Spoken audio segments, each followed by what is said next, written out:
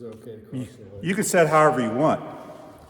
As you know, today's interview, and I'm going to get down here, is with Mr. DUANE KRAETTLI. He was kind of the Mr. Hermann basketball, at least from 68 to 70 at Hermann. I know they had some other players, but I looked through a lot of the book we're going to mention here, and he was a stud. He's not going to probably act like it today, but he was a stud. So, DUANE, you've watched my videos before. You know, I always do a business or product endorsement, right? We're getting back to the People Savings Bank mug, but today's special flavor is Milo Sweet Tea. Have you ever had Milo Sweet Tea? No, I'm not a tea drinker. This is much better than Red Diamond. Red Diamond kind of gets skunky. So, now, DUANE's probably looking at my shirt. Why are you wearing this shirt today? But this shirt here was given to me by Toby at Short Corner Restaurant when I retired, so I appreciate him giving that. So I'm giving them a special plug. If you want to go get a good bar burger and some fries, Oh yeah. place to go, isn't it, DUANE? It is. So, I was there last week. and it's a little muggy in here, so I have my towel. But the reason I asked DUANE to come here is I've always liked basketball, obviously, and I wasn't real keen on, or up to speed on the Hermann basketball program in the 60s and early 70s. So we're actually here in the old middle school. And, Old high school. old high school where all the magic happened. And he said he's never done an actual video interview, but what was the book that they wrote, whoever wrote a few years ago? The Hermann Double Team by Steve Wishhouse. And that was with St. George. And he did a really good job, and I told him that. He covered both St. George and Hermann during those years, and it was 50% St. George, 50% Hermann. It was well written. It's worth it. I think you can still buy it. Because if I remember correctly, and we'll go through the years, but St. George got eliminated in 68 in the quarterfinals, right? Correct. And they won the state championship in 69. This is what I want to really dive into, because I told you I'm going to try to interview Dave Hackman too. How many times, we'll get into that greater, but how many times, did you guys play them every year? No. No, you didn't play them all? We never, ever played them. The last time I'm told that Hermann played St. George was before I was in high school. It was like 65, 64. They played each other in the Lynn tournament back then. And what would you know, did anyone ever say the reason why you guys, hometown? I think that was part of it. I wouldn't call it a rivalry, but there was just this thing that we just didn't play. We played in the Borgia tournament every year, but back then, Borgia had a gold and a blue division, and we were always in a different division. 8 teams in the blue, 8 teams in the gold, and that was their own tournament within the Borgia tournament. Okay. So, we'll get to DUANE now. For those who don't know, I assumed you grew up here? Yes. Okay. About 3 wood from the high school building we're in. Okay. So, I'm not going to ask him, other than basketball, did you play like all the other sports like kids, baseball, and obviously they didn't have a whole lot here in Hermann, probably like the other small towns, but... Yeah, we did not have football when I was in school. It came a year or so later. But yeah, cross country, that was mandatory before the season. Same way in the 50s, they did in New Haven, you had to run, And it was conditioning. Yeah. We ran cross country when school started, then basketball, and then baseball, and track was going at the same time. So were there like little league? Obviously, I don't think there were basketball. I remember 5th and 6th grade when I was a kid coming up here and playing, but did they have anything for basketball? It was more or less until you got junior high, you just did everything on your own. No. When we were in 5th and 6th grade, we played Berger, Big Spring, and Swiss. The boys would play basketball on a Friday afternoon against one of those schools, and the girls would play volleyball.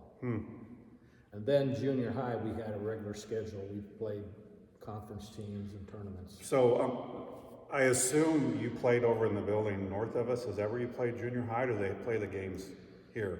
Do you remember? No, we played most of them right here. We practiced in 5th and 6th grade over at the elementary. Dressed on the bleachers, right out in the open, in the bleachers in the elementary school. But junior high and we practiced, and even in 5th and 6th grade, we played our games here in this building. the old high school. I was telling Dwayne before we went on camera that when I was a kid, and I'm not excluding some of my friends, but it was Matt Pirate, Kyle Shear, Tim and Derek Bailey, and me. We kind of ran from little on. And I always say that kind of helped us and our teams further on down the road because we knew each other's personalities. So did you have a group of like core guys? I know Hansi and all those guys, I don't know how old they were, but looking at the championship photo, and if you guys have it, and I think Dwayne has this book. This book here is called From the Beginning, and I think it goes up to 1999 or 2000. Yeah. I know the 99 New Haven State Championship teams mentioned, but it mentions a lot of stuff, and I looked at the photo today so I could make sure I had their records correctly when they actually won, but a lot of them obviously I don't know on there because I assume some of them moved away, but did you have a core group of boys that you ran with or no? Well, as far as playing together and stuff, yeah, most of the kids that I played with grew up within a half a mile of this building right here. Steve Henefeld lived right up the street. Phil Horton, Tim Shaw, Buddy Toomey actually lived on Stark Boulevard. So everybody was kind of close to the school and within walking distance of school or the playground if we get into that. So did you have basketball goals out there on the playground when you were a kid, or do you remember? That, Kent, is what we did all summer long. After we got off work, whatever our jobs were in the summertime, as soon as we ate, we'd head over to what we call the outdoor asphalt course in the elementary school. And they had goals on both ends. It's not like it's configured now. And we'd play pick-up basketball games until it got dark. 3-on-3, 4-on-4, half court. And there were times there would be 4 or 5 all-state players out there playing on that court. Really? Oh, yes. Between St. George and Hermann. Yeah. That was similar to, and I know you were older, I used to go down with the Borgia after I got out of high school, and I played with Randy Sider. And we would go down there the same way. Now we weren't in school, but you had several of those Borgia guys that were all-staters, and it was some battles there. So was it ever encouraged, or was this kind of given, hey, we're going to go play basketball? I wouldn't say it was encouraged by the coach. We did it because we liked basketball.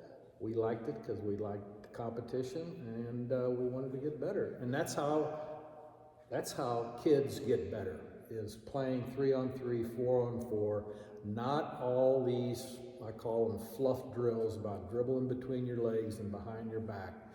Fundamentals. And you are correct, and I'm not I guess I am kind of throwing people under the bus. Kylie played basketball the last 3 or 4 years in St. George. She's not playing this year. But I'm not going to go into great detail, but one of the things was they were having her dribble like between her back and her legs. I said, you guys can't even run up down the court full speed dribbling. So why do that stuff? But I'm in agreement with you. It's too much put on like traveling ball now, and just going out. I mean, how many kids do you actually think, even at the high school level now, other than maybe the Hyatt kid, can play one-on-one? And I'm not saying it in a bad way, but the days of just saying, hey, Dwayne, let's play one-on-one are probably about over with in most places. Yeah, that is 3-on-3, 4-on-4, 1-on-1, 2-on-2, whatever. That's how you learn to play basketball. Yeah. And as you said, the door's unattached. They're down there on the west side if you hear the door opening. But all the drills about behind your back, between your legs. Yeah, it looks whatever, but that's not fundamental basketball. Let me ask you this, and we'll get back on you. I agree with you. We're old school. You're much more old school than I am, obviously. Would you ever entertain, like, hey, Kent, you and I could take over a JV for a few years and see what we can do and teach them fundamentals? Are those days over with? Those days are behind me. But do you ever feel like that, hey, we could teach them? Because in my video about when I was talking about why I wanted to be a trooper, and I said I want to be a coach, not so much maybe PE, but I think that you have, because of the old school, how we played with fundamentals and boxing out and all the stuff. Absolutely. That we could, hey, we're doing a great service to these young, and we're going to teach them how to be gentlemen too, instead of just saying, come in and practice. But we'll go down the road there. So, did you guys, your group that you did with when you started the Swiss and Berger and all them, were you guys pretty good then already, or do you We never lost a game in 5th and 6th. So you guys like knew it was like, hey, we're going to be good going forward. I wouldn't say that. We weren't like that. We played the game. We wanted to win, and we didn't lose a game from 5th through 8th grade.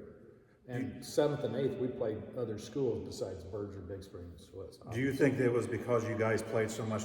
A lot of it, obviously. Do you remember who your coach was back then? Yeah, his name was Sylvan Crone. He went by Bud Crone. His wife was a teacher. He was actually the girls' volleyball coach in this building in high school, and went undefeated for years and years, undefeated. But there was no state tournament back then. Do you think that he had a lot to do with your success? Absolutely. Or you think that, obviously that has a lot to do with it, but do you think that you guys playing together, and you know when you play with someone, you know, hey, all you have to do is look and you know they're going to be there. And I know you were a scorer, so I don't know without going to how many assists you had because you were looked at to be in the scorer, but it was like, you think that was a lot of it? You guys playing so much together in the summer, like, hey, we know where we're going to be on the court? Yes, I believe that firmly, that we played.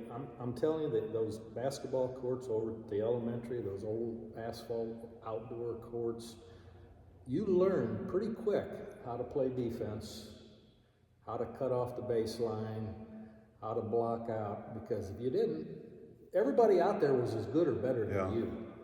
It kind of reminds me, I don't know if you've ever watched the Larry Bird documentary, which was my favorite player of all time. I was so thankful to get to see him to play, not so much in college but the NBA. But he was the same way. He said as a young kid, he would go play where all like the waiters and servers of these places in town would play. And he said, he thanked him because he said, I was the young kid and they let me play, and I learned so much by watching and having to play against those guys. So did you play against a lot of the older?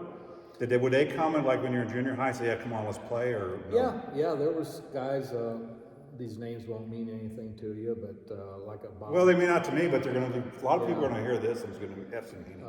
There was guys 4 years older than me out there playing, and of course, as you got older, you know, the older guys were gone then, and you became one of the older guys and stuff. But you know, Dave Hackman was out there, Horton, Henefeld, Helming. You know, I could go on and on. And we'll get to that level, but while you said it, was there ever any kind of like recruiting, hey Dave, you guys come over here, we could be like the super? It was never that? No. You know, I'm not saying from the school, it was like, man, did you guys get along with them, or was it like you said the rivalry, like, no, we're not going to be friendly, but we're still going to butt heads with each other? Well, I wouldn't say, maybe I said rivalry. I don't think there was a real rivalry. The issue was, I probably didn't see him play 2 times in 4 years because you were playing the same nights. Played the same nights. We played Tuesday, Fridays, and tournaments. And when we were playing, they were playing. So we never really got to see him play. And you know, we got along. There was no. I think the townspeople kind of felt that rivalry more than the players did. Yeah. You know, we were 15, 16, 17-year-old kids. And we'll get to your high school, but while you're bringing it up, I want to, because I like to ask questions, because whether you agree or not, this is the first time I'm hearing a lot of these stories. So I do appreciate it. I know you're looking at me like you're full of shit, but I'm not. And I think a lot of people have never heard some of these stories because they haven't. Believe it or not, this is going to get a lot of views, whether you believe it or not. And I don't have many friends on Facebook, and again, it's not about views. But do you think that the town, you said you never played, do you think that people in towns like, man, we need to play each other, but it just never happened? No, I don't think that. And do you think that in 69, obviously, we'll get to the 69 year, and I didn't know that till this year, that they were undefeated going the semifinals against Dixon, which had John Brown, which was we'll talk about him too. But did you ever think if they had the addition, who you don't have to name all of them because not everyone's great, but obviously Hackman. Who else did they have that was pretty good that year? Danny Stripman was pretty good. In 68, Danny Kibler was a good player. Obviously, I know you were the leading scorer on the team, right? Yeah. Okay.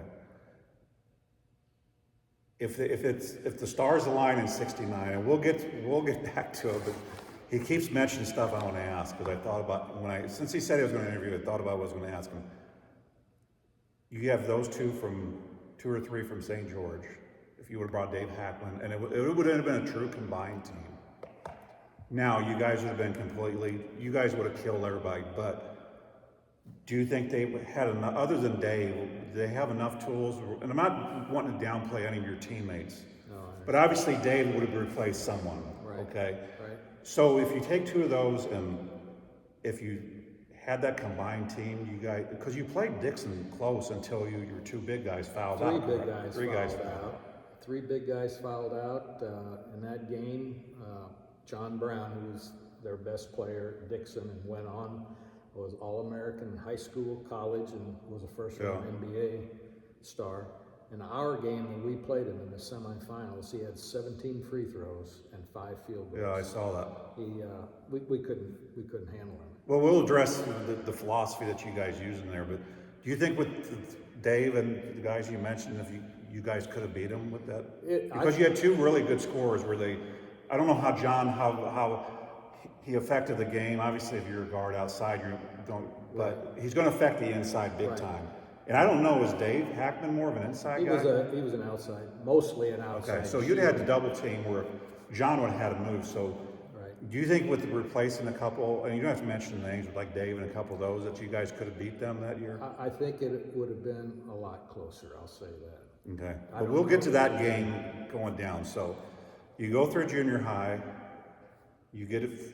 Let me ask this before we go, because we're only 16 minutes into this. Honestly, I could sit down and talk to you for 2 or 3 probably days about basketball, the old days. But do you remember, obviously you would be a little younger, and I know New Haven-Hermann rivalry back through the year, but do you remember the 56, 57, 58, or 9 teams at all? I don't remember. Did anyone, when you were growing up, talk about around here about those teams, or you could have stories that they were 4 years in a row they won the state championship? And for the viewers, keep in mind, back in those years there were 3 classes: small, medium, and large, SML. Now there are 5, in some cases 6 classes. In my opinion, it comes back to, this might ruffle some feathers, but it comes back to everybody gets a trophy. Yeah. Everybody's a winner.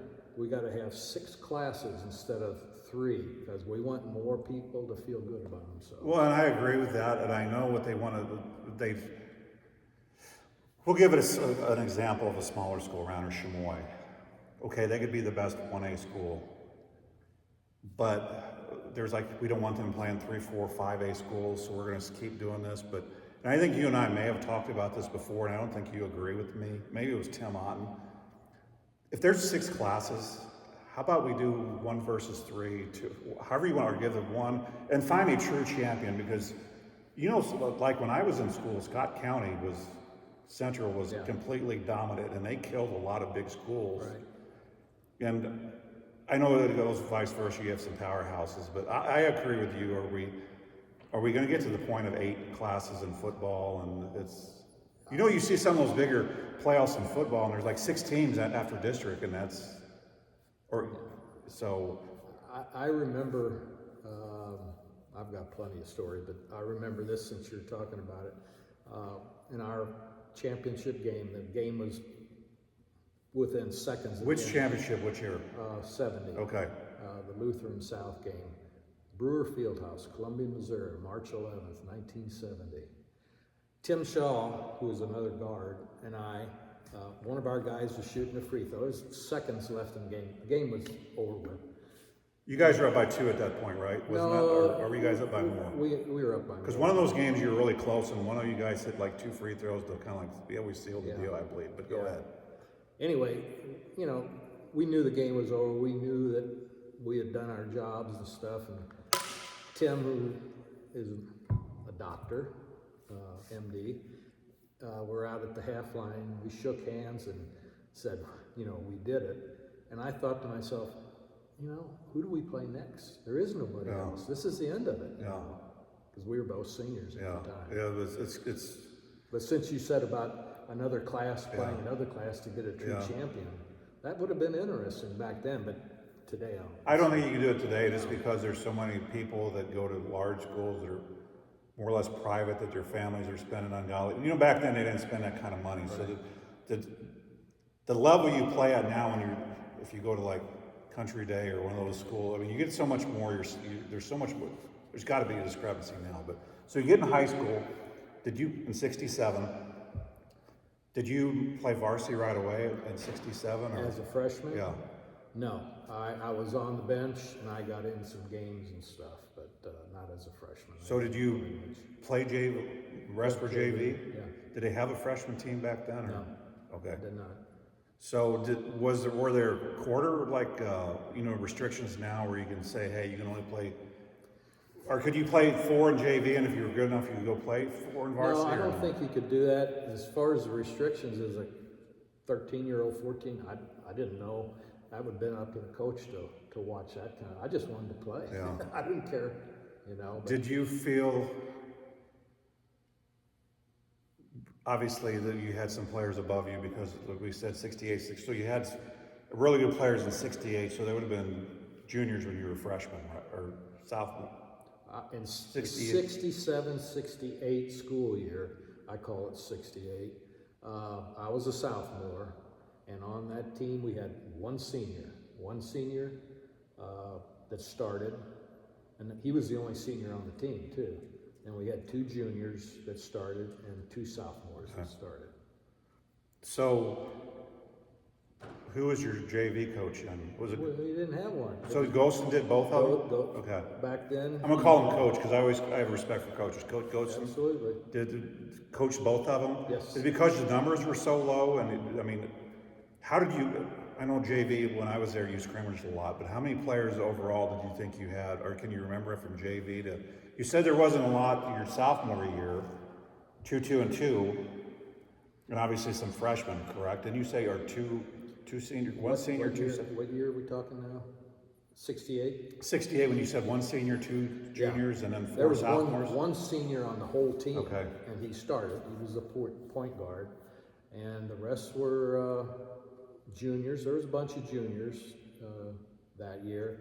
And Steve Unifeld and I were sophomores on the team. I don't think there was any other sophomores on that team. Now, I think Phil Horton was a freshman and Hansi Block was a freshman. They sat, with us and stuff. When you were a freshman, and Phil played quite a bit as a freshman toward the end of the year. Okay. A lot, and he basically won a game. was he a big guy or big for that? So he was 6'4". Okay. Is that why you played? Or was, you were a freshman, he was a freshman, and you said I was a sophomore. You were a sophomore, okay. And so we'll get back to 67. Did you guys have obviously it's not in the book here, did you guys have a successful season, or could you start, is that when you like, did coach see, something special is coming down the road, this might be a building year?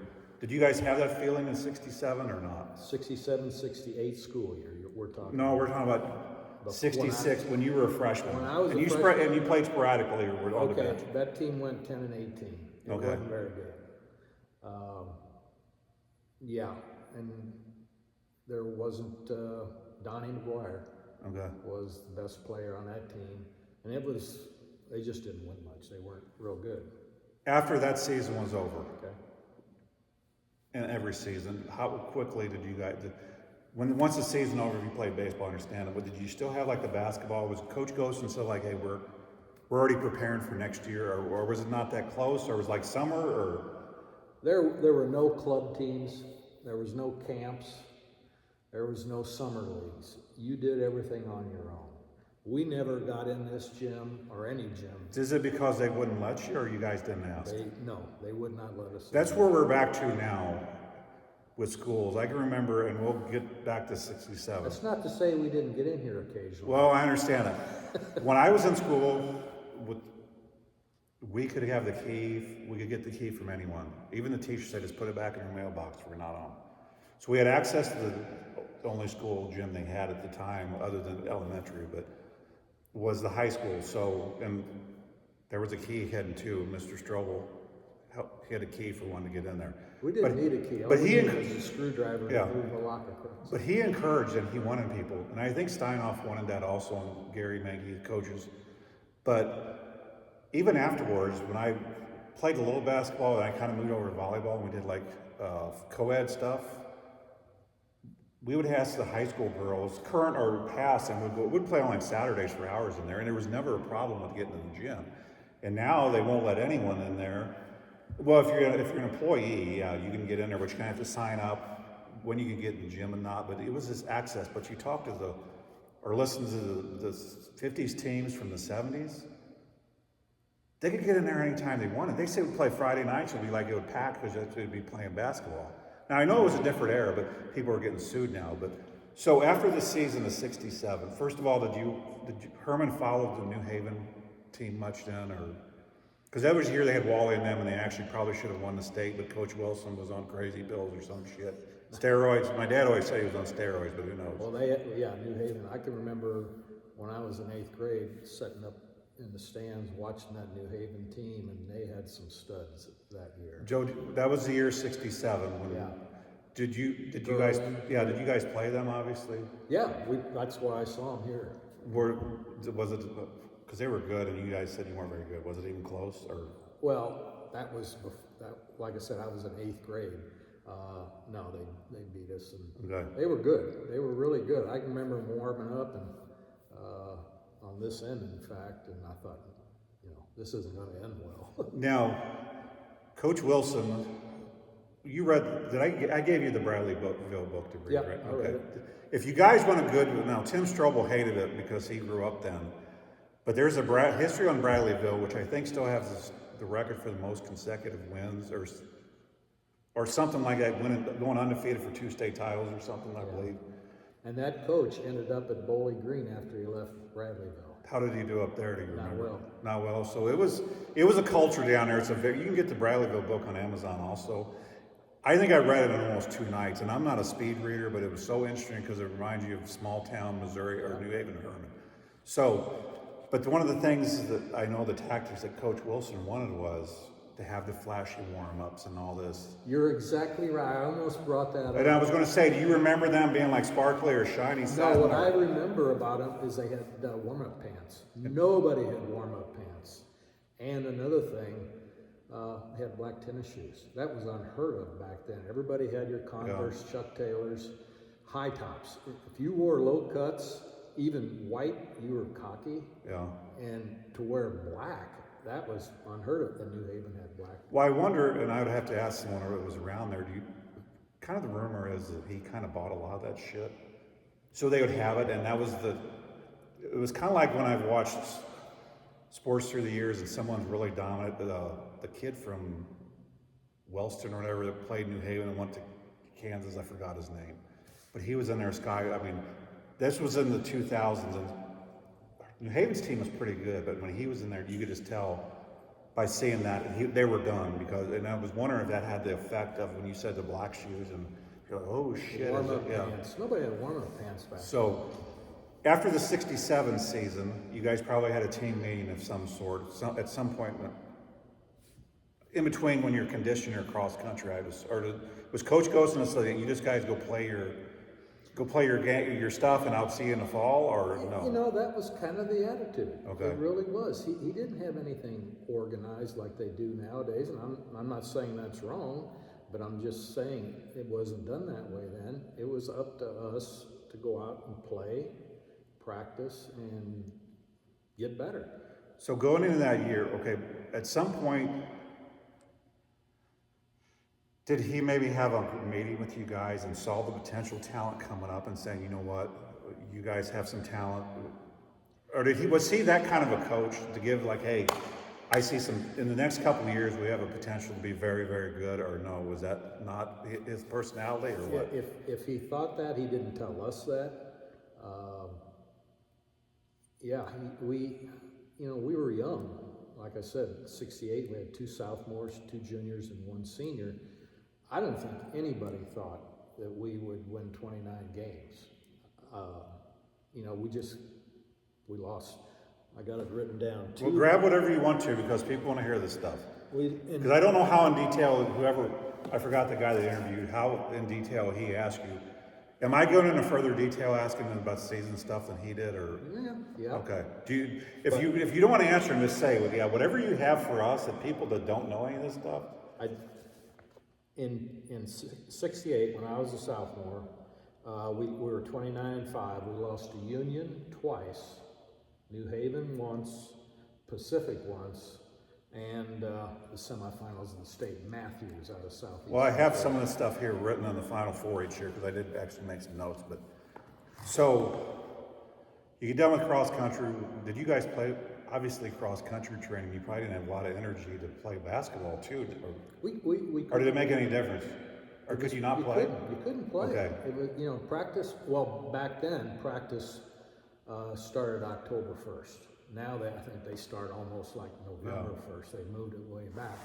But up until then, we didn't play basketball in this gym. We did play outside. I know you said it was mandatory cross country, but surely there's some of you saying this shit sucks. We hate it. We're only doing this because we don't play basketball. Is that the general consensus? Well, for some of us, yes. Because I, up and down, probably like you, I could run down a basketball court all day. But to say, hey, go run a mile and a half, I'm like, no, this. In the woods. Yeah, we ran around the old park down below us. I guess they call it soccer park now, and through the city park. That was our cross country course, and up the hills, up toward Hammer's place up there and stuff. But yeah, we had really good runners. Some of these guys were really good and did very well in state meets and stuff. I wasn't one of them, but we had to do it. Yeah. And it was it? Could you have said, "Hey, Coach Ghost," and I'm not. Nope. There was no. If you want to be on the team, you're doing it. You didn't question it. Okay. You said you will run cross country. Did you say, "Hey, Coach Ghost," and how much running did you do in your life, or did you ever think of that? No. Okay. And I know he's respected. I'm just poking at you now, but so we get into '68, and I have the you said it earlier, but the final record you had, or going into the Final Four that year, because they made it to the Final Four, right? Yeah. You guys went in there at 26-4. Your record is what it has. Final Four is what it has in the book. You guys entered at 20. we were 28-4 because we ended up 29-5. Well, okay, let's not the Final Four. Playoffs. Because you won 3 games at 29-4. You're correct. Mm-hmm. So. Obviously, you lost 1 game, so you lost 4 games that whole year. 5, not including the final. We lost in the semifinal of the state tournament. Yeah, well, I'm saying prior to that, you lost. Correct. So you lost to Union twice, New Haven, and Pacific, and Matthews. Okay, in the final, yeah. So we'll get to the final or the playoffs here. So, did you lose these games early, or was it like one here, one here? It was sporadic. We lost, like I said, to Union twice. I think it was kind of early in the year because back then in conference we played each other twice, yeah. Home and away. Yeah. And we lost to Union. Which I wish they would do that, honestly. I know you don't want to see the same team, but you'd get a true champion by playing each other twice. They don't play as many games these days as we were allowed to back then. You can play 16-3 now, 16 games, conference and non-conference, and 3 tournaments. So I think that's the way it is. Did you lose of the 4 you lost prior to going into the playoffs? So you lost. You said 2. Were any of those in like the Borgia tournament? Were they? No. Or was this head-to-head? You lost to them? Yep. Okay. I'll make a broad. Whatever you want to talk about. Talk about. We did not. This is probably going to be an hour and a half interview, to be honest with you. For the 3 years I was on the varsity, we won 3 tournaments 3 years in a row. We never lost a tournament game for 3 years. And that's 68, 69, 70. Right. So which ones you played in the Borgia, you said? Borgia, go through your turn. We'll go each year, but which ones did you play in 68? Borgia, whether they're the same ones, those 3 years. Borgia was early, around Thanksgiving. Then we had Bowling Green, which they still have a tournament. We're not in it. And Owensville had a tournament. Okay. Those are the 3. So talk about a small gym, Borgia. I don't know how. Yeah. That was small. I mean, it was smaller than this. Well, way smaller, not even close to the seat. But they did have seating up above, yeah. So the Borgia and the Owensville tournament, were those primarily local teams? Like, I remember years ago about every local team other than New Haven was allowed in there because they didn't allow New Haven. They didn't want. too many fighting amongst the two there. So were they generally local teams that you played there? Owensville was not. We played, well, back then, St. James was in it, and St. James wasn't in the conference when, back in the years that we're discussing here. They were the rest of them and they're like? No. Or who were the conference teams back then? Who were the conference teams? Yeah. Well, Washington and everybody else. Except Other than St. James? Okay. Yeah, Washington was in it. Okay. So, you said you played other teams. So, do you remember, the Christmas break? Do you somewhat remember the record you had before? It was like 2-2, 2 losses before, 2 afterwards, or? So, I would say in '68 that was probably the case. Okay. Yeah. So you go into at some point in time, you and your buddies, who were you closest with on the '68 team? Did you? In '68 team, Steve Henefeld, Phil Horton. At some time, did you guys riding back and forth or driving says like, you know what? We're pretty damn good this year. We have a chance. Would that ever go through your head at all? No, I think we surprised ourselves, and I think we surprised Coach Gosen that year. I don't think he thought we would win 29 games. Because I keep saying this, we were young. Two of us hadn't played varsity to speak of, and 3 did. We had one senior that was the leader and stuff, and Ronnie Kitterlin, Doug Kitterlin's brother, was our leader, and he kind of kept us in check, Like the egos, like, hey, you... I wouldn't say egos, but, this is the way we do it kind of stuff, We weren't cocky or anything like that. We didn't have anything to be cocky about. Well, we'll get, as we go on, going on though, you guys had to be pretty damn cocky. No! Come on now. We weren't. You're undefeated. Okay, let's finish the 68 up though. Okay. So and I'm only going to address this once, were your Christmas break practices as brutal? Brutal. Is it because we just sat around for 2 days and we ate everything and didn't...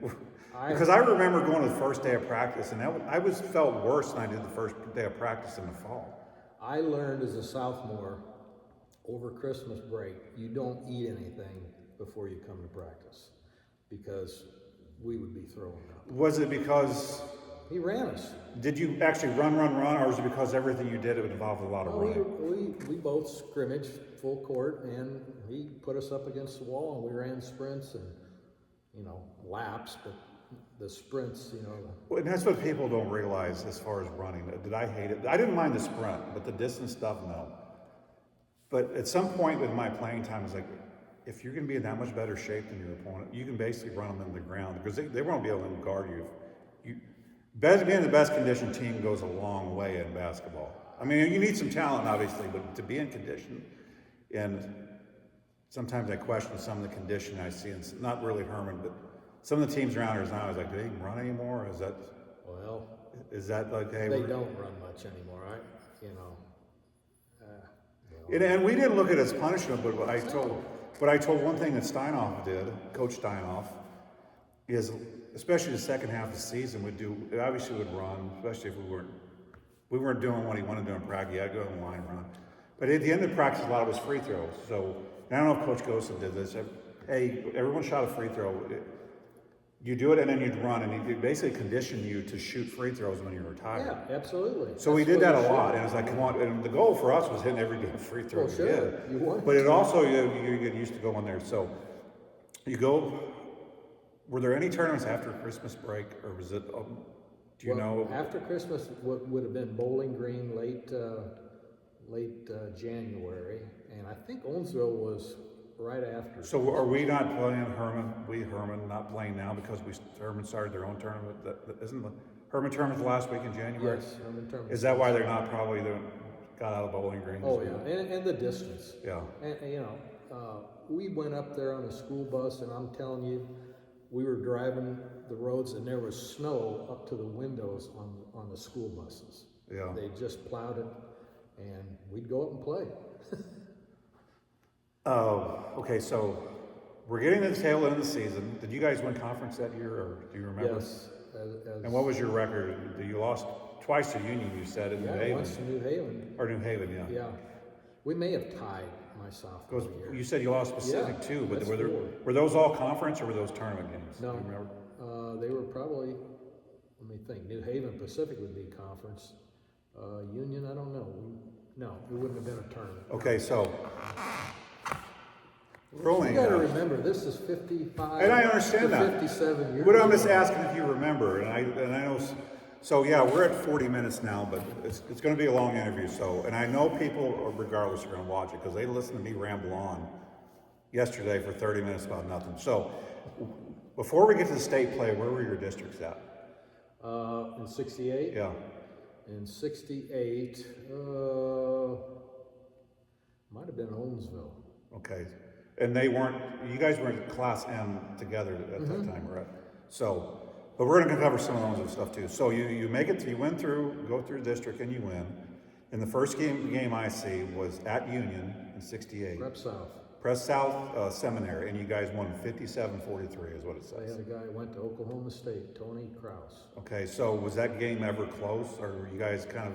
Well, again, we were young.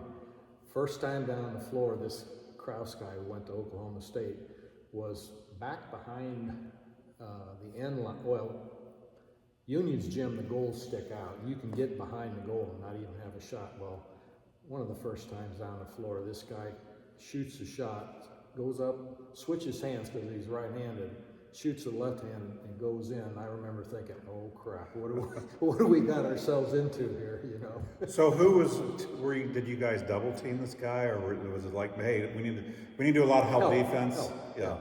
So it wasn't really close. You probably a little shell shocked at the beginning, but then hey, we were in the lead the majority of the game. Yeah. Okay. Yeah. So yeah, they won 57-43, and I wrote these down.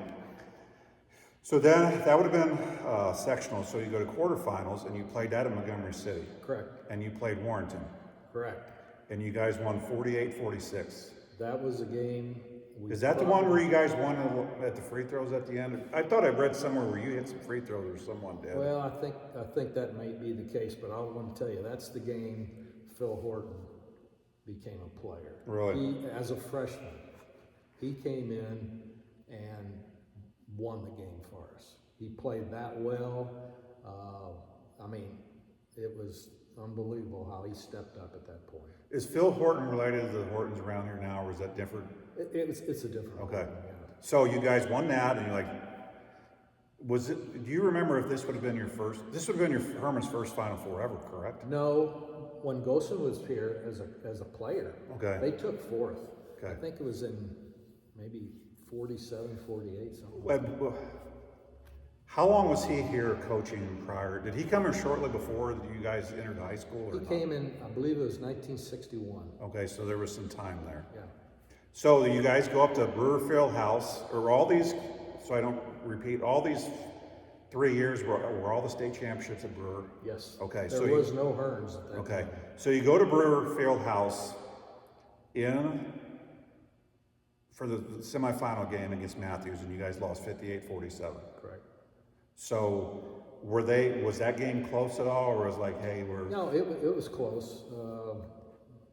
They just beat us, you know, that's all you can say. Did you guys play well though, or it was like, hey, we didn't? No, I think that particular game, it was they Better were just team better won? than us. Okay. Yeah. It's kind of like, I don't know if you remember, if we went down and watched us in '89, we were running rocks, and at the beginning of the year, Clopton wasn't very good, but they were big. Because they didn't make it, I think, in one of the place games at Montgomery County tournament, but they were big.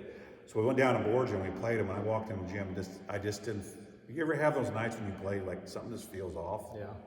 So I had that feeling, and that was the worst game we played all year, and then I ended up going to the state championship against Scott County, which Coach Steinhoff has said Scott County was worried about us that year. And I was like, I don't know why, because they had Marcus Timmons and a bunch, but anyway. Yeah.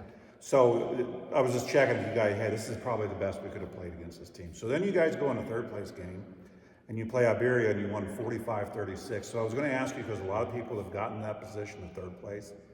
It's like, what are we playing for? Was that feeling, you're like, hey, we're still going to go out and win? We wanted to win that last game. Because that would have been the first placing. The highest ever. Ever in Hermann's history. Yes. Gosen, Coach Gosen, when he was a senior, they took fourth. And I think back then there might have only been one class too. So this would have been the highest any Hermann team ever. basketball or whatever finished, yes. Was there a large following in Herman for your games then? Because I just remember that, and I always said in my one video about volleyball, it's disheartening to see that no one goes out and watches the volleyball team that, again, they're going to the Final Four. Congratulations, Bearcats. I don't know who won, like what they did at cross country, but so I didn't know if you had a large following. And like in New Haven, I remember when the 97, obviously I wasn't born in 70, but like the whole town shut down. You couldn't find anyone. Everyone went to Columbia to watch. It's been a good time to rob a bank. Yeah. So is that the way, did people talk about that when you guys were at Brewer? Did you guys stay up there or was it so close you drove back? No, we stayed up there in that, we're talking the 68, we haven't got to the other years. We stayed at, that year we stayed at the Downtowner in downtown Columbia. Was that paid for by by Michigan then, or the school have to? Let me tell you a little story. Okay, tell me a story. This might be a 2-hour interview, but it's I promise you, this stuff is interesting to me. Go ahead. So we stayed downtown Columbia. The hotel's still there. I forget what they call it now, but at that time it was the Downtowner. We were told when we got there, if you guys want to eat, you just order it, sign a ticket, and the school will pick it up. Well, we had a few guys that may have overdone it a little bit, room service in the middle of the night, shakes, malts, hamburgers in the middle of the night. And when we got back and the school got the bill, Mr. Stock, who was the principal then, was not happy because of all these extra food items that were ordered in the middle of the night and during the day and stuff. So did you guys have to reimburse them, or they said, hey, you guys brought a third place trophy home? We didn't. Good. I wasn't one of those that ordered that Would stuff. you have admitted it if you were? I would have been. But I can tell you who did it if you want to know. Go ahead. I won't say it. Okay, we'll do it another time. So, you guys got third place, high on life. At that time, and I keep going back, did Ghosten after that say, you know what, you have to hear, we're going to have some pretty good teams coming forward? I think the players. You felt, that's when you started feeling confident, it's like, you know what? When you win 29 games, finish third, and you got 4 people coming back off that particular team, you feel like, we got a pretty decent shot here next year. So, we're going to move to 69 now, and I know Herman's 69 team was overshadowed by St. George's 69 team that won a state title, but Herman's team, will progress in this, only lost 1 game the whole year, and they lost the eventual state championship. So obviously you won all your 3 tournaments, you said. Were the games close, or were you guys just dismantling?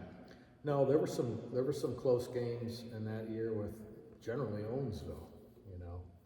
Owensville always played us tough. They had good teams, they had good players, and they had a good coach, Jerry Bisher. Yeah, Jerry was a coach at South Callaway when I was in high school. Yes. So yeah, we got something falling down or something over there. So obviously there isn't much to talk about when you're undefeated going there, but so we'll just skip, unless you have some stories you want to tell about the 69 team. Because I just go forward to the playoffs, because you guys have, it isn't like we can talk about losses. But do you have any stories of the 69 that are memorable, or was there anything close, were there any games close in 69? Oh, there were. I don't have those particular scores. I've got the 70 scores. But yeah, Owensville always, they always played us tough, but yet they never changed anything they did. I'll tell you this story. I think we'll talk about it when we get into the 70 year though. But Owensville was a very good team, and the other story I'll tell you when we get into the 70 years. From your 68 to 69 summer, did you guys continue doing the basketball stuff? So it even got more competitive, because then Hackman was coming in his prime, and all these that you guys were. Was it kind of like us versus when you played out there? Or was it Herman guys versus St. George? Or you guys would be like, hey, let's mix it up. Like shoot for teams like everybody? Yeah. Okay. Yeah. So. And you might have to wait for your turn. Yeah. There'd be that many people. Well, that's the way it was in New Haven on Wednesday nights at the school. It was like we'd have 2 courts going, and you still have people letting to rotate in. So during your run, you said, did the paper cover you guys equally? Yeah. It wasn't like we were picking one. No. I would assume you guys would get more press because you were undefeated and they weren't going into the. No, I think the newspaper covered both teams equally. the newspaper owner and editor and sports guy was, his name was Jay Groff. And he'd go on the road with us. I've got buku pictures of all these 3 years. Did he have another reporter to go since No. you guys played the same night, or did he alternate? I'm gonna cover St. George. Yeah, he would do that. Okay, and then maybe get a hold of Coach Ghosten afterward and say, give me some stats from this game so I can write a little article. Yeah. Okay, so we're going. I think 70 was probably the highlight for you because you're probably a senior. Like, this is my senior year, I'm going out. But let's finish up 69. So they entered to they won their district. Where was the district at? Do you remember? In 69, Did you guys ever host a district during this time? no. Well, we couldn't play. Well, I didn't know what the other schools. I knew New Haven was still at that time, or maybe they didn't have the gym built in the new or the community auditorium, but maybe not. Oh, yeah, we played in there in high school. Yeah. So if you don't remember district, but anyway, we're going 32-0. They didn't lose a game coming out of district. And I didn't write where all these games were, but the first game you guys played in 69, actually, no. You guys were 29-0 going in before you guys lost, were the playoffs. Was in Union against Prairie, Correct. and you guys won 45-39. Correct. Was that as close as a score? It was a close game. They had a big 6'8" guy. His name was Bill Dake, and he went on and played college ball someplace on the East Coast, I think. And he had a layup. He missed a breakaway layup on us, and kind of turned things around. That was a close game. Yeah. Was dunking allowed back in those days? No. Okay. Did you guys dunk? I mean, did anyone try to dunk back then? It was like it's not allowed. I mean, I'm not saying in the game, just over in the playground. Well, yeah, you can come in here maybe with Yeah. a volleyball try. Or Okay, yeah, something. so- Nobody could palm it, enough to get it over the rim. So were you guys after that game like, phew, we escaped there? Or Yeah, I think we felt pretty fortunate to win that game. Yes. Did you guys play well other than having the big guy or not? No, I think we played okay. I don't know how the scoring was or anything, but they tell me I don't know if it's true or not, but I was a point guard, and Ghosten would call the plays out from the bench, and I was always looking over and getting the play, Yeah. and then telling the players what the play was. And at one point in the game, I was getting the play from Ghosten, and then they say I picked the ball up, looked over at him, got the play, and started dribbling again? And I heard the fans go, "Oh," like that. And they didn't call double dribble? They didn't. I didn't know I did it, if that's what I did, but the fans apparently saw it. Was there any, did you guys have any videotape of these games? I've got a tape of the state championship. Okay, and that's the only one. Wouldn't it have been nice back if you could Oh, do yeah. that? And I mean, I think athletes relive their high school stuff a lot. I still have a lot of the New Haven stuff, so I don't watch it very often. I do have an indoor concept 2 rower. Occasionally I'll pull one in and I'm rowing. But so you guys win there, and then you guys go to Montgomery and you play Scotland County. Yep.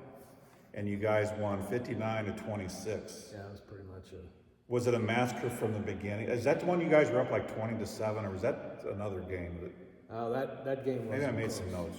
That game wasn't very close. Okay. So sometimes you wonder, and this not bragging, but sometimes you wonder how some of these teams get to that point. Well, and that's similar to this year in volleyball. I Yes. saw that Duchenne wasn't very good, and Licking, to me, I wasn't there, but I was they there. didn't look like they should have been. I mean, they were lesser than some of the district teams, I thought. Well, I don't know if we want to get into volleyball. Licking came back on Hermann twice. Oh yeah, I watched that. Yeah. And Hermann fought him off, Yeah. but Licking came back on it. Yeah, but it looked like to me that they were the first set they were done early, especially the third set they were like, we're done. Yeah. So let's get back to basketball. So then you go to Brewer Fieldhouse again. You're probably like, this shit's not getting old. We'd love it probably. Oh yeah. So you guys play the infamous Dixon. What was it? Dixon Bulldog? Bulldogs. And they had John Brown, and you talked about it earlier. I remember playing John Brown when he was old in the Sullivan Basketball League. And his legs were still like this big around, and his hands he was just huge. Yeah. So you guys play him, and you guys both entered. They were 32-0, and you guys are 29-0, right? we'd have been 31-0. 31? Yeah, okay, yeah. Dixon was 32 going into the things also. So yeah, when I look in the books beginning, so yeah, they would end up being 35 that year. They won 3 games, or 4 games. So, did you guys know much about John Dixon before? Or did Coach Gosen say, hey, this guy, I mean, surely you saw some press at some point at 69. Well, all during or no? the year, we would read the Jeff City paper. Jeff City used to cover Hermann and that area down there. And we always saw Dixon was running, well, I shouldn't say running. They would score 100 points against Stoutland. Yeah. You know, it'd be 100 to 30 or 120 to 40. I mean, they ran the ball up and down the floor, and they scored a lot. Which is kind of surprising because isn't John about 6? How tall? He's 8'8". 6'8", so it's kind of odd back then. They had good guards. They were quick. They had one guard that went to North Texas State, and then, of course, Brown went to University of Missouri. So do you remember if he initiated a fast break a lot? I mean, obviously he could rebound over a lot of people. Dixon was up and down the floor. Regardless if he was in there or not. Yeah, they were just up and down the floor, and we knew that.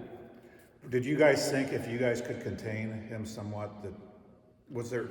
You know, at some point, even great teams, like, man, this is going to be the test tonight. But did you guys still have the confidence, or was it like, was there something, man? If we going to have to play very, very well to beat. We knew we'd have to play well. I mean, they were a very, very good team, and we knew they got up and down the floor, and we knew we had to slow them down. And we were going to be patient on offense, take our time, get a good shot, and we did. A couple of the first possessions, and they pressed full court too. We knew that. And they would pick you up full court, man to man. First 2 plays, we had them set up before we went up there. Gerald Warman, one of the seniors on that team, I was a junior, he would take the ball out of bounds, and they would set a screen for me, and I would go along, and he'd throw the pass, and hell, I got 2 layups. Really? First 2 possessions, but we knew they were going to press us, and they took it off after. Then they didn't press anymore after that? Yeah. That's what I've noticed through the years. If you have a team, and I'm just going from my experience from New Haven, that we could break the press pretty damn easy. No one. If it's man to man, you clear out. Yeah, and the people like, no, we're not pressing them. They know how to get the ball in the middle to break the press, right, or clear out, like you said. So, and I may have asked you, was it close? For 3 quarters. And that's when you said 3 of your big guys fouled out.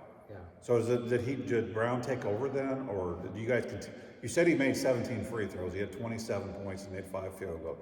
Did they continue throwing into him, and you guys foul him all the time, trying to, or what? Yeah. The hack attack kind of game plan? He was good. He'd get it, and he'd move toward the basket, and, Did you guys ever get close, like chip away, where it's like, or was it always like a 10-point? I think at halftime it was, I can't even remember the score, but it was very close. I don't even know if we were, I think we led at the end of the first quarter. At halftime it was close, and I forget which way. In the third quarter, our big guy started getting in foul trouble, and then in the fourth quarter, our big guys were gone. Yeah, so there was nothing. So did Coach Gosen, when you said he would call plays out, was everything a set play, or did you guys run motion? No, it was. Everything was set. It was like, hey, this is. Very pattern offense, very much you're in this position for playing a zone. If somebody was playing us a zone, spacing was very important. Which no one does now anymore. Depending upon what kind of zone defense you're playing against. If it's a 2-man front, you want to be set with a 1-man front and 2 wings. Yeah, to make them go, make them choose which one they're going to go to, Right, and vice versa. If it was a 1-man front, you'd want 2 out there. So what I find odd is, and we'll get this first, what kind of defense, did you guys play man or zone, or? We play. Or did you change it up? No, and this is hard for people to understand, because nobody plays it. We played a 1-3-1 matchup zone defense. What that is, it's a 1-3-1 zone defense, but you stayed in your area, you guarded the man in your area.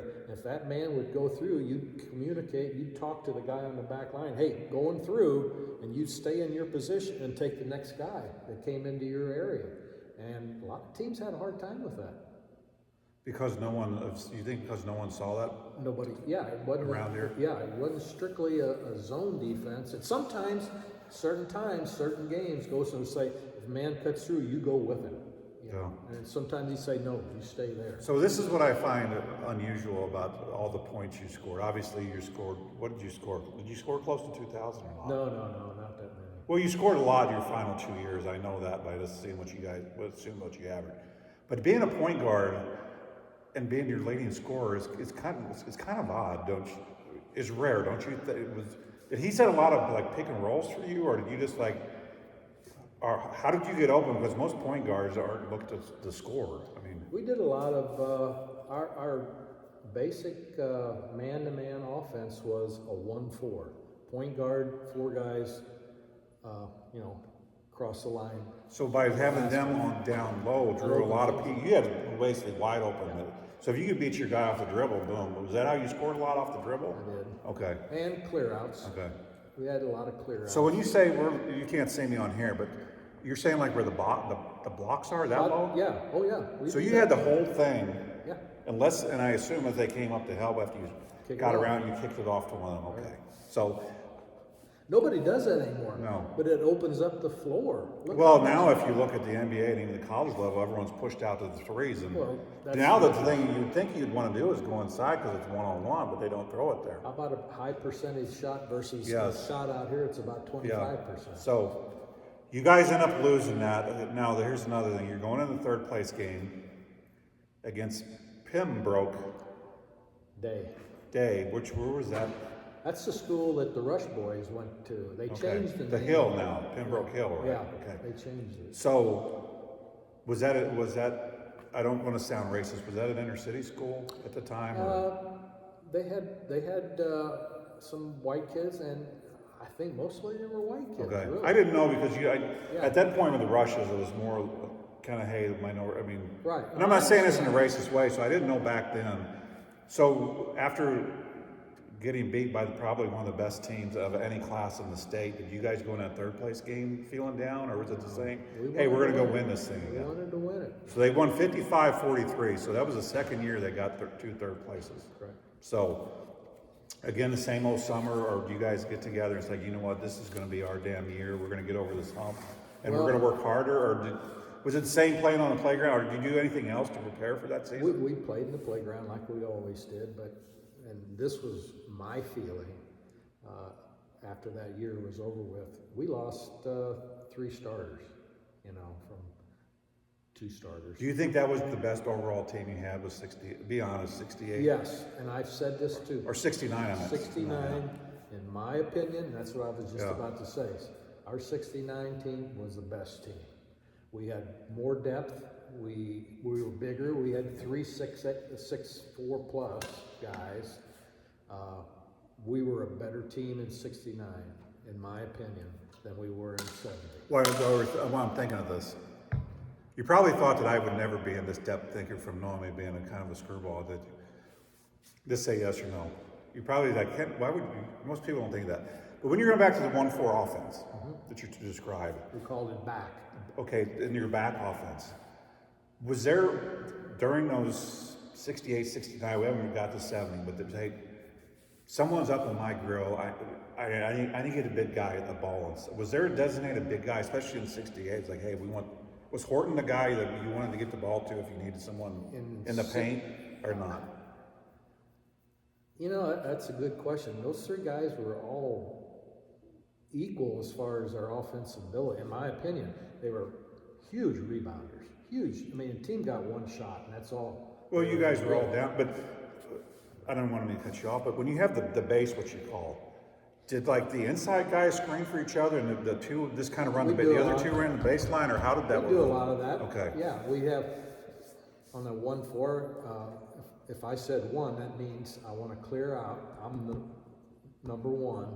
So I'll hold up my right hand. That means I wanted the whole right side cleared off. I'd get a guy going one way and bust him back. If I said 2, it's the second guy that touches the ball is going to have a clear out. So if I'd go to the left side, he would be number 2. This side, the right side, would be cleared out so he could come around and bust him. And we did a lot of screen with the big guys and stuff. Where do you think Coach Ghostin got? You said it was rare. Do you think he learned that in college, or was it? He played at the University of Missouri. What I'm saying is, you think he learned there? That he learned there? So prior to today, I didn't even hear the base or 1-4 offense. Really? Never. I mean, I knew Herman when we played under, I think Coach Hayes ran the flex, which similarly had the line down. There was a lot of screening, cross screening, whatever. But as far as you just lining up four and then clearing out, I've never heard that before. Really? No. Hell, when I was coaching, I ran it with 7th and 8th graders, freshmen, and JV. And it was successful all along. Yeah. Is this because You've one? got to have a decent ball handle Yeah. at the point, to run the show. So we're gonna get to 70 here in a minute because we already established. Hey, How much time we need? What time's the game? I don't have a game to go to. I don't care if it takes 2 hours. I love talking to you. Okay. And people are gonna watch it. I'm telling you, people will watch this. Because how many? You've never been interviewed, correct? Other than that for a book. Yeah, that's true. So your grandkids and your daughters have probably never heard you talk like this, all about all this stuff either, correct? Probably not. So I'm telling you, this is going to be a hit. Because people have sent me a message. I can't wait to hear you talk. Is there compensation on this? No, I'm not getting paid at all either. No, I meant for me. Oh, I can give you a roll of cougar or something. But I don't do it. And people say, Kent, the way this is gaining traction, Herman, you need to do it. And I'm not doing it. I just like talking to people. So that's why I'm going to pick interesting people. I try to get your competitor, Dave, too. So going into 70, you said that was the best team you were on. 69. 69. So did you feel, hey, we kind of, because we lost 3 seniors, this is going to be tough to do this year? I did not think we would be as near as good as we were the previous. And you obviously, that's my personal. And you probably weren't. The reason you weren't then is because you didn't have to go through a Dixon like you had the year before. Because without going through John Brown, you guys would have won 2 in a row. Probably. So. And if we wouldn't have played not our best game against Matthews in the semi in '68, I think we could have won 3 years in a row. Okay, so obviously there isn't a whole lot to talk to about the tournament stuff because you went into. Do you remember where district was? District was in Sullivan. So did you play Sullivan then? They were in. Was there anyone in the district that gave you, hey, were there any conference teams at that time that you're like, Owensville. And they continue today. This is the team we have to beat. Well, we played my senior year, 1970. We played Owensville 5 times, 2 conference games, 3 tournament championships. Whew. That's hard to beat a team that many times. And because eventually it gets you figured out. Well, again, 2 conference games, Borgia tournament, Owensville tournament, and district tournament. Every one of those, except for one, were very close games. The district tournament, we blew them out by 20 plus. And don't ask me what happened, but the stars aligned or something, and we just blew them out that way. Kind of like last year when how Herman stuck together with Montgomery. And then in the district, Montgomery just dismantled them. So it was similar to that probably, correct? Yeah. So I always thought Owensville, Jerry Bisher, and I'll tell you a story here. I always thought, God, I just know, because I always wanted to be a coach, and I was always analyzing stuff. And they played us the same thing every game, man-to-man defense. We knew that. And I said, he's going to pull a zone on us one of these. And I was always thinking, this is what we got to do against the zone. Every game, it was man-to-man. He never changed it up. do you think if he would have changed it to zone, it would have caused you guys some problems? It would have caused us to pause, but I think Gosen thought that too. I think Gosen said, we got to be prepared here. One story about Jerry Bisher. We played him in the Borgia tournament finals. Near the end of the game, it was a close game, real close game. Somebody got fouled. Herman, one of the Herman players, got fouled, and Gosen called the timeout. And we went back out on the floor, and I went to the free throw line, and Bisher started throwing a fit. He said I wasn't the one that got fouled. So he was throwing. Were you the best free throw shooter on the team, Dennis? I had the highest. Okay, go ahead. So he was throwing a fit. He is not the one that got fouled. And the official, I was at the foul line, the official comes up to me and said, did you get fouled? I said, yeah, I got fouled. Shot the free throws and won the game. And to this day, every time I see him, he'll come up to me and say, "You didn't get fouled. You went to the line. You weren't the right one." I always tell him, "I don't know what you're talking about." Last time I saw him was in Columbia. He had his wife and his son. He had to tell them the whole story. And he says, you didn't get fouled. And I said, "I don't know what you're talking about. The official said, did you get fouled?" He didn't say on the last play or during the game. Yeah. So I felt okay about it. Yeah, so if you have some stats from, we'll talk about your stats after we get through the year here. So obviously you said Owensville was tough in district. That was also the year New Haven won. Yes. They lost, I think, 5 games that year, or 8 games or something like that. Did you just play those Mark Paley and those guys twice? I've got the whole season right here. We played them 1, 2, 3 times. 2 conference and Bowling Green championships. So please give me the scores of those New Haven games. Because the reason I'm asking is because there were 2 state champions that were playing each other. 2 state champions in the same conference, and Owensville could have easily been a Final Four team too. Because you think they were one of the toughest teams you played? Okay. Yes, and I'll say that forever. They could have been up there with us. First game we played them, it was a conference game. We won 75-42. So you killed them. 33 points. And then in the Bowling Green tournament, it was a 2-point game. Really? We won. Do you think, was Mark Paley? Yeah. Was he a senior that year also? No.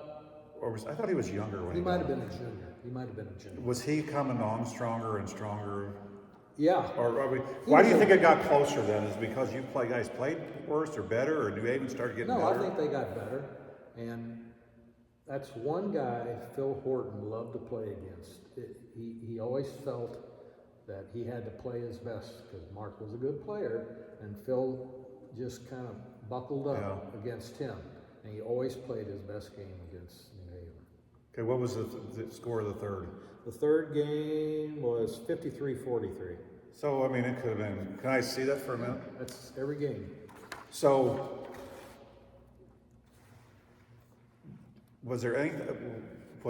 obviously you felt better about the 69 team.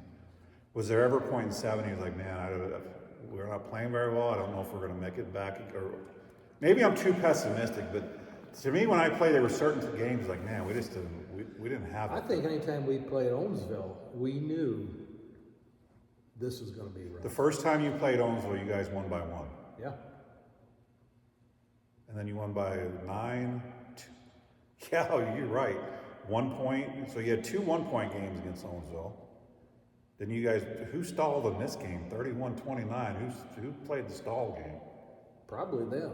So if you look at Owensville, now the game that you played them in district, you killed them. You won we blew them out. That's what you said. So the combined ones of the other one give 1, 2, 4, 6 points. Yeah. Is the only difference in those other games. Yeah. And I give them credit. So who did Owensville have back then? Was it like Tom Blemke and them, or no? It was his brother Doug Blemke, Bob Edel, Tom Wallmeyer, and I know Tom. And Spurgeons. Okay. And they were well coached. Jerry Bisher was a very good coach. The only thing I couldn't figure out is why he didn't change something up. Were they big? I mean, were they like big farm boys? They had their big guys were as big as ours. Yeah. Okay. Blemke. An hour and 13. What time is the Chiefs game? I know you're a big Chiefs fan. They played Monday night. Okay, so we're good. So we're going into District. We're out of district. You guys are undefeated, and your first game out of which would be the sectional at Sullivan against St. Charles. Was it the same Duchenne that Hermann played? Same school that Hermann played last Thursday night volleyball. And you guys won by 34 points. Story about that. Tell me the story. All right, here we are, little old Hermann, and the players weren't doing this, but the fans were giving our fans razzing, let's say. They were saying, who do you guys play? Big Springs, Berger, Swiss, McKittrick, you guys are out in the sticks, who do you play, So we played the game. Were they doing this before the game somewhere, or were they doing it when you're on the court? The fans, not the players. Okay. The players were fine. It was the fans giving our fans trouble, So we played the game, and 30-some points. They had 3 6'8" guys. 3 6'8". Were they any good? They weren't that good. Okay. But we beat them by 32. 34. 34 74 points. to 40, if I'm correct. 74 to 40. Yeah. Okay, so, they gave our fans a hard time and making fun of us because we were out here in the sticks and they're in St. Charles area. So that felt good. And where did you say this was again? Sullivan High School, right where we played our districts. Okay. Back in the same gym that they still use. Okay. Another story about that game. We were not allowed to take our uniforms home to wash them. So the uniforms didn't get cleaned very much. Was that by design? Yeah, they didn't. They were afraid we were going to mess them up. No, did he not clean them because he wanted No. you guys to stink or what? Well, I don't know. They weren't clean, I'll say that. After the game, we dressed up there in the coach's office. We put them on a hanger and hang them on this rod, and they sit there and air dry. So next time you put them on, they were stiff. They're all stiff, yeah. They were all stiff. So, for whatever reason, Coach Gossen's wife thought, these uniforms ought to be washed. They hadn't been washed since Christmas, and this is... Oh my God. You're going into March. I know. Believe me. Wow, they had to be terrible. They had to be itchy. Stiff, They'd rub smell, you. yeah. They'd rub you. Yeah, you rub your nipples off and yeah, go ahead. So she decides to wash them. She decided to take them home and wash them before the DUANE game. And she must have put some bleach in the water for the washing the uniforms. And Steve Henefield's number 34, his number, for whatever reason, was faded. They were the white uniforms with blue letters. And the blue letters, 34, were almost white. So in her wisdom, and I love Margaret, she used a blue magic marker and colored them in, 34, front and back. So during the game, all of a sudden, everybody had blue all over their arms. We couldn't figure out what the hell's going on here. Was it bleeding down the shirt too? Yeah. Everybody had blue all over them. It was because the magic marker started running. And do many people know the magic marker story, or you think we remember that? Because I've never heard that one. I don't think many people know that. So what was the logic about not? What was there, like wool or something, or what was No, they were saying. I mean, at some point you think sanitary-wise, you'd at least every other week, if nothing, or the game. No, in my memory, I'm not sure they got washed until Christmas, and then Christmas break they'd wash them. The way I sweated back in the day, it would have been, because I had everything soaked when I was I did too. God. Yeah. They would sit in those hangers and they were like stiff. Were they dry? What about if you had 2 games in a row? Were they, you put on a wet Well, we had white and blue uniforms, obviously, and sometimes, you wore white one night and blue the next night. And back then, my number was 32, white, home. But our road jerseys were blue, and they were one number more. That's the way it was. We were odd and even, Yeah, 32, 33. Yeah. Nowadays, everybody wears the same number and stuff. Not that it matters, but just a little story. Yeah. So you win that game pretty easy, and then you go to your quarterfinal game is Monroe City. Where was it? Do you remember? Montgomery. And you guys won by 10. 65. You can verify it. I'd rather you verify because this is the number 65-53. This says 65-53. That's 12. So 12 points. Was it close at all, or? No, I think we jumped on them early. They had 2 good players. Was that the game where you guys were up like 20-7 at the first quarter? It might have been. I'm gonna look. I know I saw where you had one game where you guys jumped up easy, like a 13-point lead. It was one of those final games towards the end of the year. It might have been. We had a pretty good lead the whole game up there. They had 2 pretty good players, but after that, we played okay. You guys were very fortunate. I'm not saying this was the sole, but you guys played relatively close to all these games prior to going to Brewer. Yeah. It wasn't like you had to go, like volleyball going 2.5 hours to Licking to play. You guys were really fortunate that you could get your fan base, and you wouldn't have that big or long of a bus drive. So we were used to playing in tight games because we played Owensville. You know, every game with them except for the district finals where we beat them pretty good was 1 to 4 points. Yeah. And you knew every shot you took. You wanted it to go in because. Were you guys ever down against Owensville and you had to do you remember that year? Did you have to come back against them at all, or was it? You know, if they got up on us, it was probably wasn't a 1 lot, or 2 okay. points, something like that. So They had a good team, and almost, not quite, but almost feel sorry for them that they didn't get in the finals because they were that good. it was kind of like, They were our biggest rival. it's kind of like we're going back to volleyball teams going up against Herman every year. Yeah. It's like, man, if we didn't have to go against them, we could have. But so you guys make it to Brewer again, and you guys play. Was this the now the same CBC as in now in St. Louis? No, this was a different one. It was called Kristen Brothers. St. Joseph CBC. They're now called St. Joseph LeBlanc. Okay. They changed the name a while back. Small team, really good guards. We had a pretty good lead on them most of the game, and they came back on us in the fourth quarter and made it close. But So I'm trying to remember because I went to Mizzou for a year, and that's where you're graduated from, correct? I got Or a did you get- master's okay. degree there.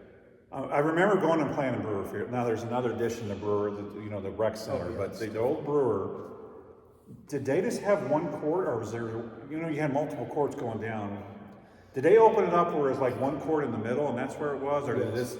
Yes, they had one court that was raised. Oh, it was Okay. 3 or 4 feet off the saw. So they moved it in. Because the last time I was in Brewer, and it may have been different because they played there. They had like multiple courts going down, just like boop, boop, boop. So this was all just like almost like a prior to Hearns. This is where. Yeah, that's where the Okay. university played. That's where the state championship. And they said it was like one or of you 6. guys had 5 or 6. Was that the Dixon game when you had like 6,000 people watching? Yeah, 6,000 for a high school Yeah. game. Brewer, like I said, the floor was raised, the benches were down low. They had chain link fences on the end, so that you wouldn't have to lay up or. Really? They had chain link. For what reason? Fences. Keep it from falling off the floor because it was raised 3 or 4. So it was that close to the. It was fairly close. So basically, you had the court, and that was it. It wasn't like a bunch of the areas. And they had sawdust. That was their track at the university. They Yeah. had sawdust track and bleachers on both sides that went up forever. It was kind of like the movie Hoosiers, where Which the is, to coach- me, is one of the greatest movies I ever. agree. The coach comes out and measures Yeah. the rim. It's the same here Yeah. as in our place. And first year we went up there, we were all just looking around. Oh man! Did Coach Goshen address that at all, or no? No. I mean, inside you thought, wow, Yeah. this is something else. And that's what, I don't know if you followed Owensville basketball with the girls last year. I kind of listened to some games because I was still working. And it was like, I don't care where I am, I will root for anyone as long as they're so. That was the thing that they were kind of saying, something similar to the measuring, is that the girls were off, were not used to it because there was another line for the college game. Another line, 3-point For the line. 3-point line, so it kind of threw them off where they're, you look down and I know they live by the 3, which, hey, you want to live by the 3, you die by the 3. die by But, the 3. so, you guys end up winning 66-62. St. Joe CBC. And you said they had really good guards. Was that game close, or? I think we had a pretty good lead on them. When I say pretty good, I would say 10 points most of the game. But the fourth quarter, I mean, they just came after us hard. And they got Came after like pressing, or like pressuring us and stuff, yeah. And they got it, what was it, 4 points, 5, 6 points, something like that? It was 4, 66-62. Yeah. I mean, at the end, we were hanging on. Again, if you guys, and I could dig in this here, but I don't want to do it now, but this book here talks about a lot of the games. I know DUANE has a very good memory, but this book actually has a lot what the scores were at halftime and stuff, but it breaks it down basically from everything from district on, not before district, from the basketball in Every Missouri. class, too. In every class. So it goes from, at one point, what you guys were, I don't remember, AAA, it's like A's, instead of SML, it was like 2A. I mean, maybe it's because they had AAs in there, but All I remember. now it's by class 2, class 1. Right, 1, 2, 3, 4, 5, and sometimes 6. So in 70, did you guys stay up there again, or did they? We stayed at the Ramada Inn. Because you were going to told me you were going to tell me stories. I thought about that. So was that close to Brewer, or did it was? No, it's out on the interstate. So it's the same one out of my stadium and. No, it was on the north side of the interstate. Okay. It's torn down Okay. now. They tore it down. Like Howard Johnson, Yeah. I think they tore that down too, on the south side of 70. So did you guys have? excuse me, did you guys play earlier in the day? Do you remember? And I could have asked you other ones, but did you play earlier in the day that first game and then play later at night? No, the no, following they were day? separate days, Friday, Saturday. Well, I'm saying though, did you say, hey, let's get a game going, let's let them play early, and we'll schedule that game later to give on the following day to give them more time, or was it? You know, you remember similar times? And I know it does make a difference, Yeah, but maybe it does. I really don't remember what time of day it was. I think it was late afternoon, early evening, probably the championship game. Did they have all the championships S, M, and L on the same day or no? Well, S and M were played in Columbia. L, large schools, they played them in St. Louis, they played them in Rolla. They moved L's around Really? a little bit. Yeah, they weren't in Columbia with us. Do you think that's because they have larger schools so they wouldn't have to travel as far, or? I'd hate to think it, but I'll say it. I think they just wanted more gate and stuff, and Figured if it was there that I think that's the way it is now with Misha. You know, some of these volleyball games and stuff, they used to play a district final or the first round of state, the second round back to back, Yeah. same location. Well, now they move them on a different night Yeah. to get more gate. That's my opinion. So, you guys are all rested up. Probably did you guys order some more milkshakes and stuff? On this No, one, or we no? got cut off after It was that cut first off? year. Okay. And Mr. Stock was not happy with those young men that did that. And I Not actually that have it, It wasn't okay. me. And this is where I have it written down. Because I knew I remembered you right. You guys were up 20-7 in the first quarter at the Christian Brothers. Yeah, we had them down. You had them down by 13 and they came back. Because They did. when I was going through this morning, I was like, that's just something I want to mention is that you guys had them down and they just kept, as you said, chipping away. They did. So was it close at halftime? Or was it close basically after that the whole game, or was it? Well, I'd say we maintained a 10-point lead most of the game. Until the end. Thereabouts, and then they just said, we got to go after it, Yeah. And we probably turned the ball over, if I remember right. And, they came back on us. Hit some shots, too. They had, like I said, they had good guards, and they were bombing them away, and they were going in. Of course, they were only 2 points back then. Yeah. I'm gonna promise I'm gonna get to the championship, but okay, who would have been your number? Obviously, you were the number one option on offense, correct? By your scoring. I mean, you can be. Hey, just say yeah, I was. No, I think we were very balanced. But okay, about everything I saw here, DUANE KRAETTLI 20, DUANE KRAETTLI 24, whatever it was. That was on that night. There was other nights DUANE KRAETTLI But had do you agree that you were the number one option most of the time? No, I don't agree with that. Do you think that? Did you guys, other than Horton, did you guys have like a really good inside? It's like, man, we got to pack it in. For us, Steve Heenfeld, Phil Horton were our inside. So do you think that drew a lot of the, pull your things up, do you think that drew a lot of attention away from you? Because these other teams? I was hoping. What I'm just saying is that, Here's the averages. here, let me see that. You've already looked at that 100 times. So 33 games. Did you do all this, or was this old? Is this true This original? was back in the day. How did you get a copy of this? I had. Because I know Steinoff kept a lot, but so he's downplaying his significance of the team. Look how balanced. I'm looking at it right here, but how balanced. DUANE here is playing. He's not giving himself enough credit. It was balanced. It was okay. You had three guys. You averaged 14.6 a game, and you had 102 rebounds. The next closest one was Horton, and you guys were all seniors. Is that No, correct? Phil was a junior. So he averaged 12.3, and then Hunefeld, Hunefeld averaged 12.1. But Hansi was probably 6 or 8. Tim Shaw was probably similar. is this Doug Stock? Yeah. Oh. Where am I? Okay, block. That's Hansi. So what? So you led the team in scoring, you led the team in assist, is what it says here. And then Horton, I guess, was kind of a stud a rebounder back then, right? And Heenfeld. Because he had 358 rebounds. So you guys didn't foul a lot. I mean, even you playing 33 games, you only had 54 Did you guys, you guys played zone? The 1-3-1 Okay. matchup, yeah.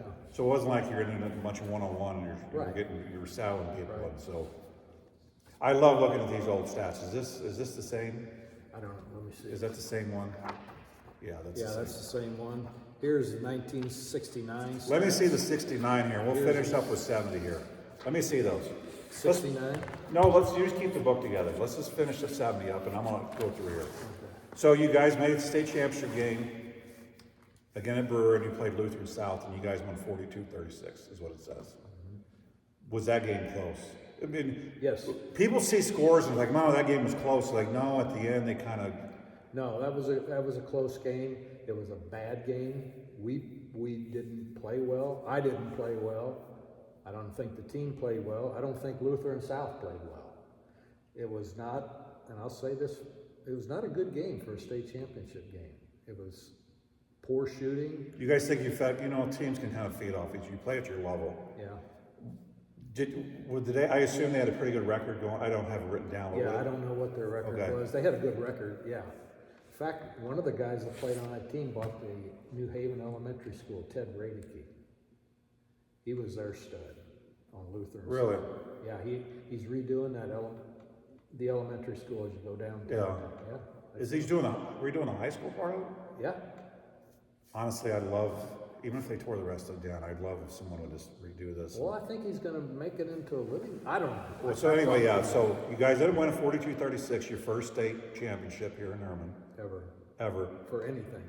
Was there like a parade welcoming you? I'm not saying afterwards, but was the town at the bridge welcoming you back after you? Yes. Was the town obviously? I don't know what kind of basketball fans, if they were just ate up basketball, but was it like the whole town was there? Or did you think, man, I thought more people would be here. Was it which? No, there was a lot of people. It was supposed to be a surprise, but our bus driver was Marcy Hughes.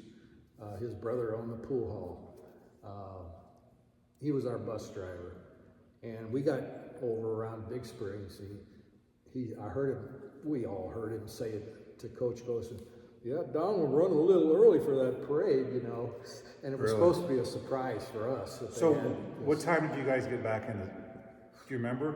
You said you don't remember when you played, but I didn't know if it was like evenings that you came. No, it was day. It was daytime. It was probably late morning, early afternoon. So what was the buzz after, and if you remember the town?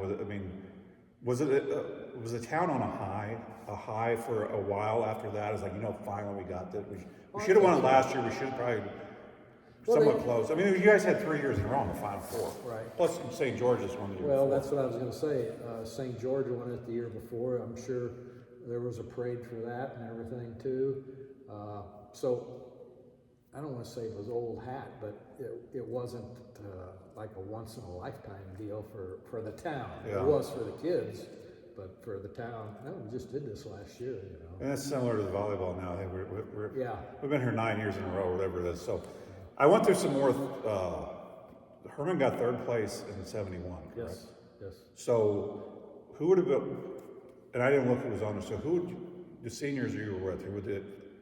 I assume they lost a pretty good core other than Phil and Hansi. Phil and Hansi came back, but I don't want to bend up your stats. We'll look at those. But that's the year St. George came to Hermann. Okay. 71. So was Hackman? Did he graduate in '69? Yeah, he graduated. Okay. So who would they have brought over with your now former teammates to make the '71 team? Well, they brought over John Duffner, Larry Faber. Larry Faber came over. He was probably the best one that came over from St. George. And again, I was gone, but yeah, they had a deep team. You're taking St. George and you're taking Hermann and combining them, so they were pretty deep. So, and I don't know if you remember because you were young. Was there and probably have to ask someone.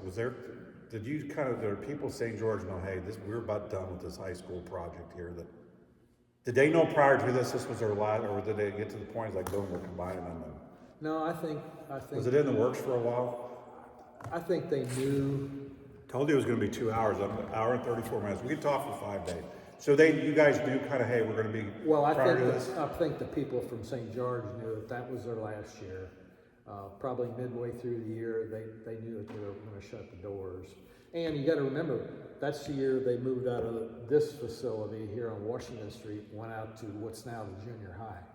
Is that why you think St. George, because it was going to be big enough now, or Herman, with the new building, hey, now we can?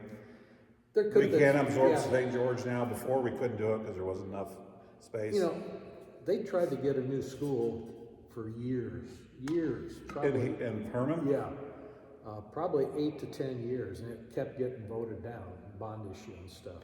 Well, I think the fact that people realized St. George was going to close, and it came up again as a bond issue, an election, that probably put it over the top, that it would pass if they could build a new school. Okay, so what I did here was, and we're going to get to your stats and whatever, because this is what I want to cover. First, because I don't know, did you go, I assume you had a college basketball scholarship or no? I played 2 years junior college. And where was that? State Fair. Okay, in college. Okay. Sedalia, yeah. Okay. Did you have anyone else, I mean, I know there were other things going on, but did you have anyone else interested in you, or was that? Oh, there were. Or is it because you were at a smaller school? It's like, yeah, you know, how tall are you, 6'2"? 6'1". He's like, I might be less now. Well, I'm just saying, what I'm asking is that I know you don't see a lot on the score thing there, but you were on very good teams. So as a coach, I would say, you know what? He had two other guys at least that averaged about the same in his. And so what could you have scored if you didn't have them in a different offense? Well, I don't know. It didn't matter to me because all I was concerned about is winning. And I understand that, but I'm saying is like, because I know a lot of people get exposed that don't get a lot of exposure, but you go to state tournament and people actually see you as like, oh yeah, we just thought he wasn't shit until he started playing. So were you, after your 2 years there, were you like, could I have went to other places in high school? Yes, but I was a mama's boy and I wanted to stay close to home. But honestly, after 2 years of junior college, I had enough. And I don't know if it's because I played so much growing up. Did you get to that point where you're like, you know, I just had enough playing here, I need a break? No, I don't disagree. I had an opportunity to play at a 4-year school, but at that point I said, you know what? Getting a degree and getting a job is more important than... And that's what the coach, you remember Marvin Walker that used to be? Yeah. I played for him my second year over at Central, and he said, do you want to go somewhere else? We can get you somewhere. I said, no, I want to go to Mizzou, and I went to Mizzou after that, but Warrensburg, I just want to get out of this. I want to go do, so I was just curious, because I don't think I've ever asked you where you played college at, so I'm going to have to take a break here in just a second, but you can sit here if you want to just take a break. I need to go outside for a minute, but what I want to do is, I went through, and this book here is, I'm pretty sure to 1990 or 2000 without looking. It's written by George Wilson. That's not the same George Wilson. It's a different George Wilson. So I went through here and I went, how dominant the area was in basketball at that time. So you had New Haven won it in 56, 57, 58, 59. Owensville won it in 66. 66, yes. Okay, New Haven was very good in 67. And then you had 3 Herman teams, 68, 69, 70, and you had the St. George team, 69. Right. And then Owensville won it in 74. Yeah. But as you said, the late 60s, if they wouldn't have had to play you guys, I firmly believe they could have been there with you guys in the Final Four. I firmly believe that. So you're looking at the sheer dominance of basketball, and it had to be, even you as a player, is like, God. And maybe you don't think that because the media is not like it is now. It's like all these good teams around here. I mean, you have state champions playing state champions almost you understand what I'm saying? Like every night, you almost have a state championship game amongst the locals. Yeah. So do you think how successful it was is kids, even if they didn't watch Herman, would say, hey, I want to be like them? Because you don't hear, I remember Allison Stairs or whatever, is it Hessel? Is it Hessel? How do you pronounce her name? Yeah. Heisel, whatever. I remember her saying, I wanted to see my name up on the board, like all the girls. So I'm sure there had to be something, especially because like when I'm going to interview Keith Davis, and he said, I remember you in your junior year. That's the first I remember watching basketball like that. Mm-hmm. So there had to be some carryover through that era. I mean, I don't know if there's an era anywhere else in this small area with that much dominance as far as... Some pretty good decades there, let's say. So 50s, 60s, and 70s, yeah. really. So Herman, from beginning of time till this is through '99, had a 16-10 overall record once the boys got out of state or the districts. That's what your guys' record was from all the. You understand what I'm saying? No, not exactly. It's basically had a 16-10 record from quarterfinals through state. In boys basketball. And boys, for the history of Herman. Oh, okay, for the history. Not you guys, for the history of Herman. And I'm just going to show you how many times these people have played. St. George had a 5-1. So they lost in what, 68? Is that when they got beat? Yes. Was that in the semis or the I think quarterfinal? second round quarters. Okay. So New Haven has a 38-7 record, which I know there's a lot of games. Owensville 12-6. And then, like I said, I mentioned earlier, Owensville 66-74. So that whole era of basketball. If you were a basketball junkie like we are, it would be like, God, especially if you're our age and like we have nothing else to do, let's go watch Owensville, Herman. Yeah. I mean, we could follow anything. So there were good teams back then. Borgia had good teams. We played Borgia during the regular season and could have played them in the Borgia tournament. One little story about the Borgia tournament while I'm thinking about it. what year was this event? 70 year or what year? 68, 69, 70, all 3 years. Down in Borgia, after the game was over with, you'd be in the locker room. They'd have a wooden case with cups with soda in them, and they'd bring that to the locker room for us. And we thought, man, we've made it to the big time. We've got soda brought to us. Did maybe Hibbler's or someone donate? I don't know, but Because I think Hibbler's, Pepsi was a big sponsor Oh, of yeah. that for years. but we thought, we've never had this before. Are those trophies that you, because I remember, I don't know if they had it when you were there, didn't Borgia have the basketball trophies? Well, I don't even You understand know. it's like a shape of a basketball Yeah. and they were big. Wasn't that Borgia's? That could have been. I have to look when I go out there. Do you know if they transferred all the trophies? From that era, the only ones they kept were the state So they basically threw the other ones. Why didn't they offer them to give them to you guys? And who made that? How long was that when they moved from? Well, to the new. when they went from here to what's now the middle school. God, I got can't believe rid they of a threw bunch those of them. away. And then when I went from the middle school to now the high school, but in Borgia tournament, if you won your division, blue and gold, each division had 8 teams, so there were 16 teams. You got a little trophy.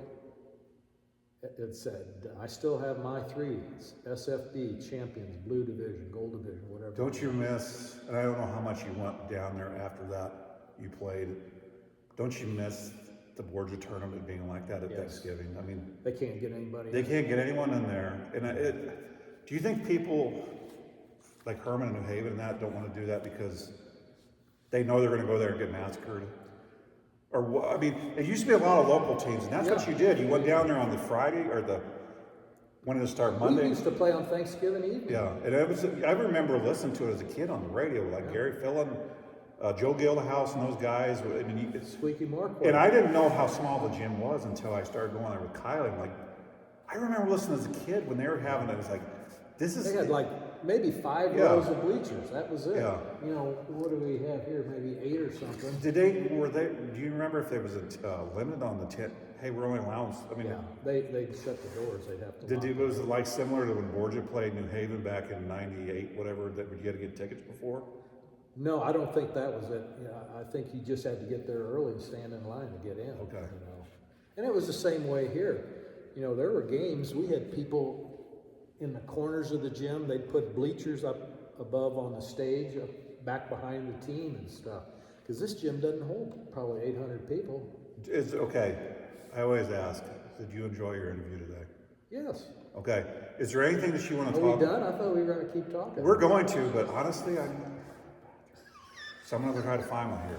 So if you want to talk about something, or you want to look through this book, I've read that book. well, if you could, if some of the stuff we talked about, maybe you can, it won't be very long, but you can look through there. Do you have that book? Yes. My mother gave me Bought that it at book. Walmart. It was in the bin Really? like for. She gave that to me. She gives me a lot of books at Christmas, and it's like it's so interesting. Did you ever read the New Haven book? Did I give you that book? You gave me the DVD. That Not the Tradition of Excellence. This Okay. is another one. There's It has another like book? but it's kind of like the Bradleyville book. And for any basketball fan, that I can trust, that you want to read the Brady. That's to me, it's one of the best books I've ever read. I didn't read that. And it's an easy thing, but I need to take a quick break and we'll be back because I could talk for a long time with DUANE, and usually we're talking when we're sitting next to volleyball, but give me a second. Is this thing still on? Yeah, it's on. Shut it off. No, but then I have to add on. Oh, okay. So if you want to maybe, something that we didn't talk about, I mean, you're used to talking, just a minute.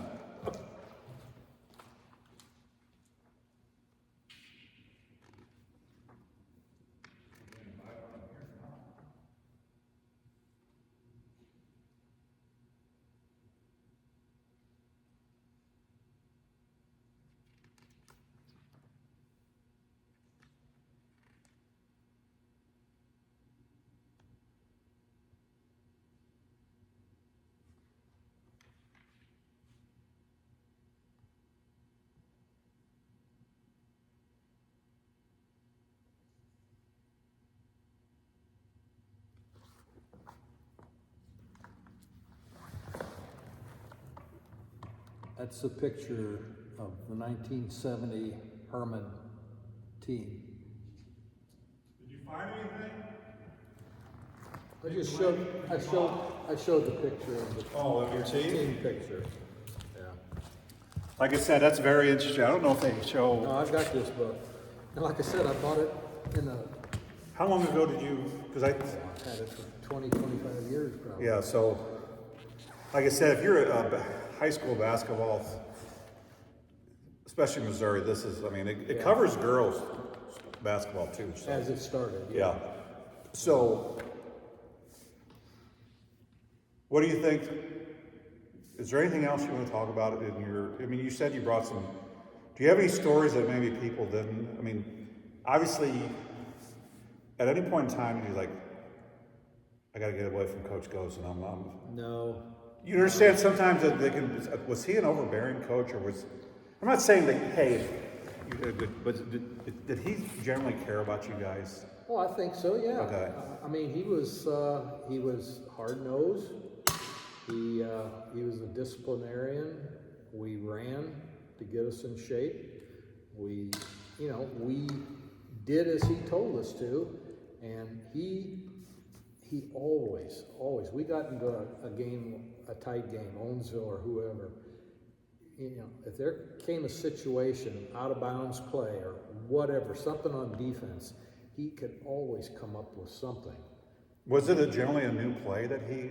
It could be, yeah. Or was it like, hey, we did this he 3 just years? diagram said, okay, here, do this, do that. You go screen, you do this, But it amazed me how he was always prepared for those situations and stuff. And Did it ever seem that especially some of these close games, did he ever get rattled like, hey? You understand what I'm saying? It's like, hey, okay, let me think. he probably felt more pressure than we did. Okay. He lived off of Tums and Rolaids. I can remember in school he was always popping Tums and Rolaids because he felt a lot of pressure as a coach and stuff, more than a 15 or 16, 17-year-old kid would feel probably. And it was those days, there was pressure on the coaches to win because it was so competitive. I know that on Thursday nights, I believe it's Thursday out here, they have the football meal before. Did you guys ever have like team meals or? We had an awards banquet at the end of the year. And they were up at St. George. Norm Stewart came down here one year and spoke and stuff. And they'd have a speaker and then give out the awards for whatever, all conference, all district, all state, whatever it is. And, I was just looking at some scrapbook material. There were 250 people at one of the banquets I saw. And I've got all kinds of pictures, both newspaper clippings, photos, and from the newspaper, the glossy pictures that I obtained. Keith Davis and I he's one of my best friends, but we talk about basketball a lot. He was there during 97 and 2000 in New Haven. And he talked about it. We talked yesterday, and he said, I didn't know how much that meant to so many people by us playing And I still have people, man, I remember you being in Union and you shot behind the backboard, blah, blah. I don't remember half that stuff, but do you ever see people that are obviously older than you or maybe little is like... There are not many of them around. Well, I know, but it's just like, you know, that meant so much to us. We enjoyed watching you guys. So did you do that, I mean, a few years ago even? Did people still come up? Man, I still remember that 70 champion, or 69 or 68. Yeah. Did you still have people coming up to do that? Yeah. And I can remember, like I said, I grew up, you know, a couple hundred yards from this very building as a kid, walking over here, watching the games in early 60s, say, might have been 8, 10 years old, and just thinking, man, I want to wear that uniform someday. Yeah. That's really cool, you know, seeing Hermann or Bearcats, whatever it is, on the uniform. Are the kids like that today? Not the younger ones. You can't even get the high school kids at the games now. No, it's pretty sad. It's like, you know, I'm not quite a bit younger than you. We had pep clubs and the stands are filled and all this, and it's like... We'd take a pep bus to away games. Was it boys and girls or just... It was girls. Ours was girls because it was called the pep club. Yeah, we did the same thing. They had uniforms. Yeah. And they were skirts. They had uniforms, and they would fill up half of one of those sections over there with pep club. Here's what we need to realize, Mr. KRAETTLI. Most people in this world are in it for themselves nowadays. That's just the way it is. Yeah. It's all about me. I had a woman yesterday said, I just can't watch any videos over 30 minutes. It's like, come on now. I could sit and watch 3-hour videos, but you know they can sit and watch a fake sci-fi movie for 3 hours. Oh, this is great here and all this stuff, but it's just cheerleaders too. They don't have cheerleaders. Well, once in a while. Yeah, they have them. You know, it's like, I'm pretty sure when I played, we even had the pep band on Tuesday nights, some nights. So Tuesdays and Fridays when the pep band. Now it's like Fridays, maybe they're going to be there. Maybe. So it's just a different era, and this is like what it is. It's, we can talk some basketball now. I mean, you would probably know more, or at least somewhat more.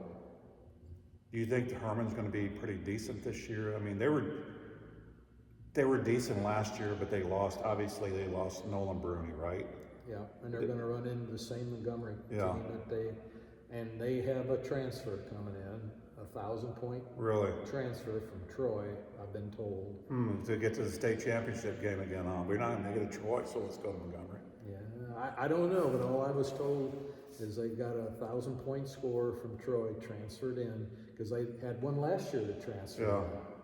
But, you know, we're going to talk about the gym here too before we get done. So, just for people to bear in mind, we did not have a 3-point line like they have nowadays. Yeah.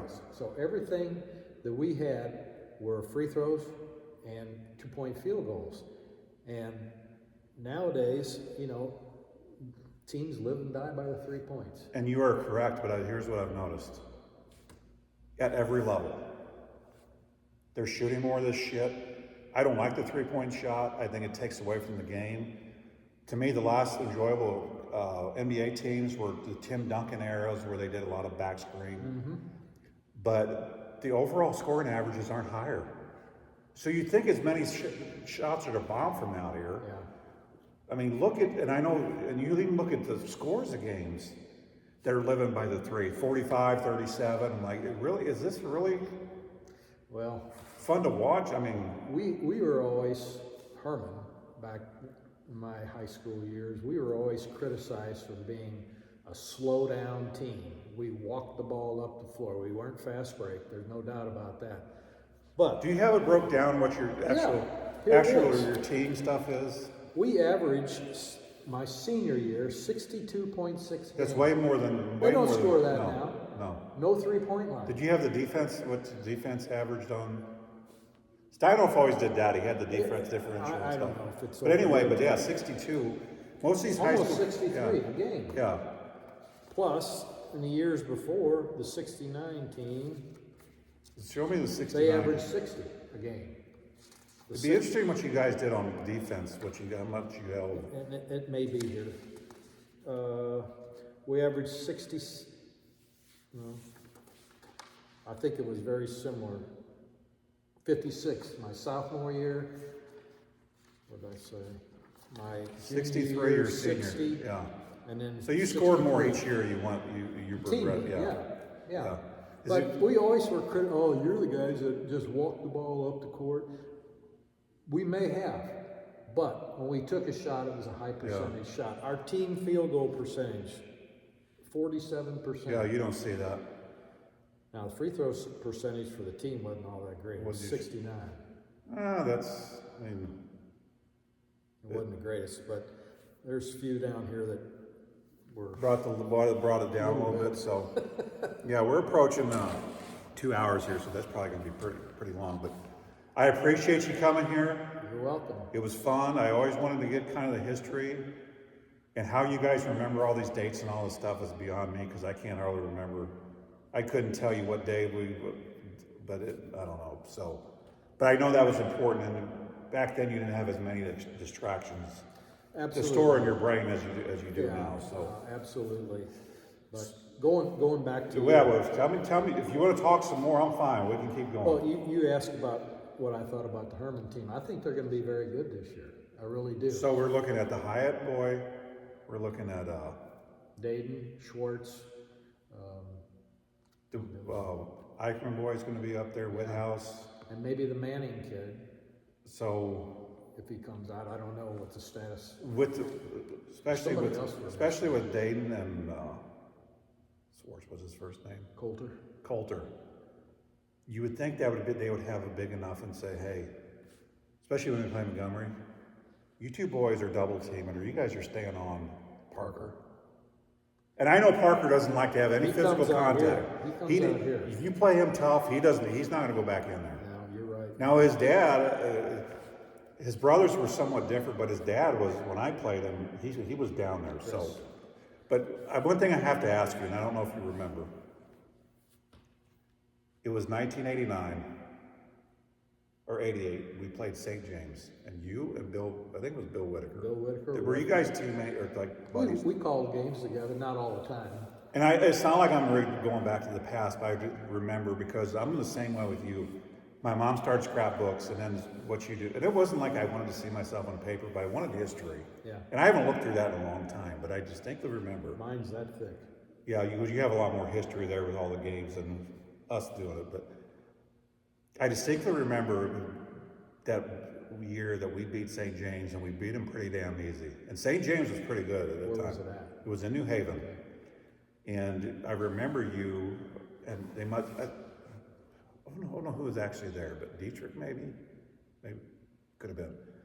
But I remember you saying it was very easy to officiate games when teams knew how to play it properly. So it doesn't make much sense, but it's like, that's kind of, you're in a nutshell saying that both of the coaches had their kids playing how you were supposed to play. So do you think that was your analogy because Coach Ghostin was that? I mean, how many officials now would even think of that? Most officials wouldn't say that. Well, it's a lot different. And when I got out of schools, got out of coaching after 5 years, I officiated. And I enjoyed the heck out of it. I really did. And yeah, people would get on you, and that's fine, you accept that. But I enjoyed being around the kids, being around the coaches. And one of the best I ever officiated for was Ray Steinoff. You know, coaches back then would say stuff to you. And most of the time, rightfully so, you may have missed something. But Ray Steinoff wouldn't really say anything. But when he did, you thought, as an official, did I screw that up? Did I miss that or something? Well, and I don't know if it was the same way because I played for him, but I've watched a lot of basketball games also. And I made a comment somewhere that most of the loudest people in the stands are people that have never played, or if they did play, they sat on the bench. Most of the ones that played, like, yeah, that probably was a walk, but I'm not going to say anything. But who was the one? Vineyard would sit there and yell at it doesn't matter what he would do. You tune him out. But you shouldn't have to tune him out. But he yelled at everything. And I'm like, you lose credibility with the officials. I would be like Coach Steinoff and say, hey, DUANE, come over here. Yeah. You know that was a walk. And then you'd say, you know what? And like you said, yeah, I guess it was. Yeah. And you're more apt to maybe like, hey, I'm going to look a little closer. Yeah. Than to set because you shouldn't have to tune people out, especially coaches. But some, they're on the officials. Oh, I know. You ignore everything.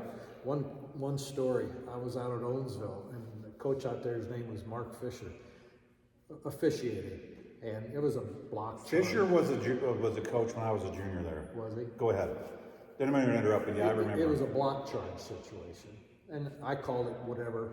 I called it either a block or a charge, and you know, fans are saying something, and he calls me over, and I said, Mark, you know, it was a blocker, it was a charge, whatever I called. He said, I know it was, but if I don't yell a little bit and call you over, they're going to fire me here.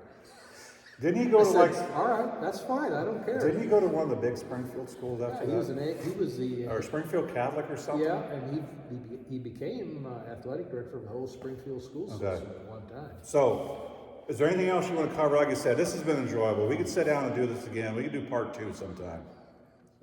I mean, we could. I mean, I had fun.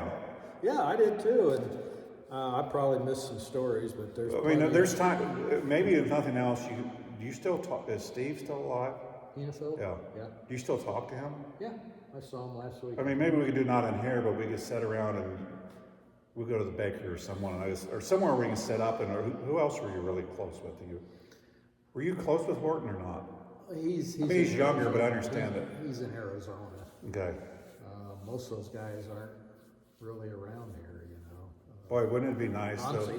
Nancy's close. Wouldn't it be nice though if? Oh, one quick. Tell me. We can keep going. I'm fine. This 70 team is in the basketball coaches Hall of Fame. That was a few years ago. But now your team is going to be. Now it's going into the Missouri Sports Hall of Fame, November 24th, yes. Did you hear that? November 24th. Chase Park Plaza Hotel. And I'm fine with that. You know why? Because you're undefeated. Some of these school teams I see that lost 5 or 6, 7 games, or coaches get in there because they won one state championship. Like, come on now. But you guys had such a run in the 60s. So I'm surprised it's taken that long. Obviously, you have to be nominated, correct? I don't know what the process is. I didn't know anything about it until the school sent me or forwarded me an email from Missouri Sports Hall of Fame that the 70 classes. Have you made contact? Have you been in contact with a lot of your teammates? Are they going to be there, or is it going to be? Do you know, or are you going to be the only one, or? Well, I'll tell you this. The tickets are $150 a pop. The school gets 2. That's a lot. Let's be honest. $150.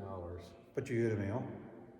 You get a meal, and it's a 3-hour program. Well, I heard it's more or less a moneymaker for the state, as they want. I didn't want to say that. Yeah. But are you going? I think I don't have a choice. Nobody else.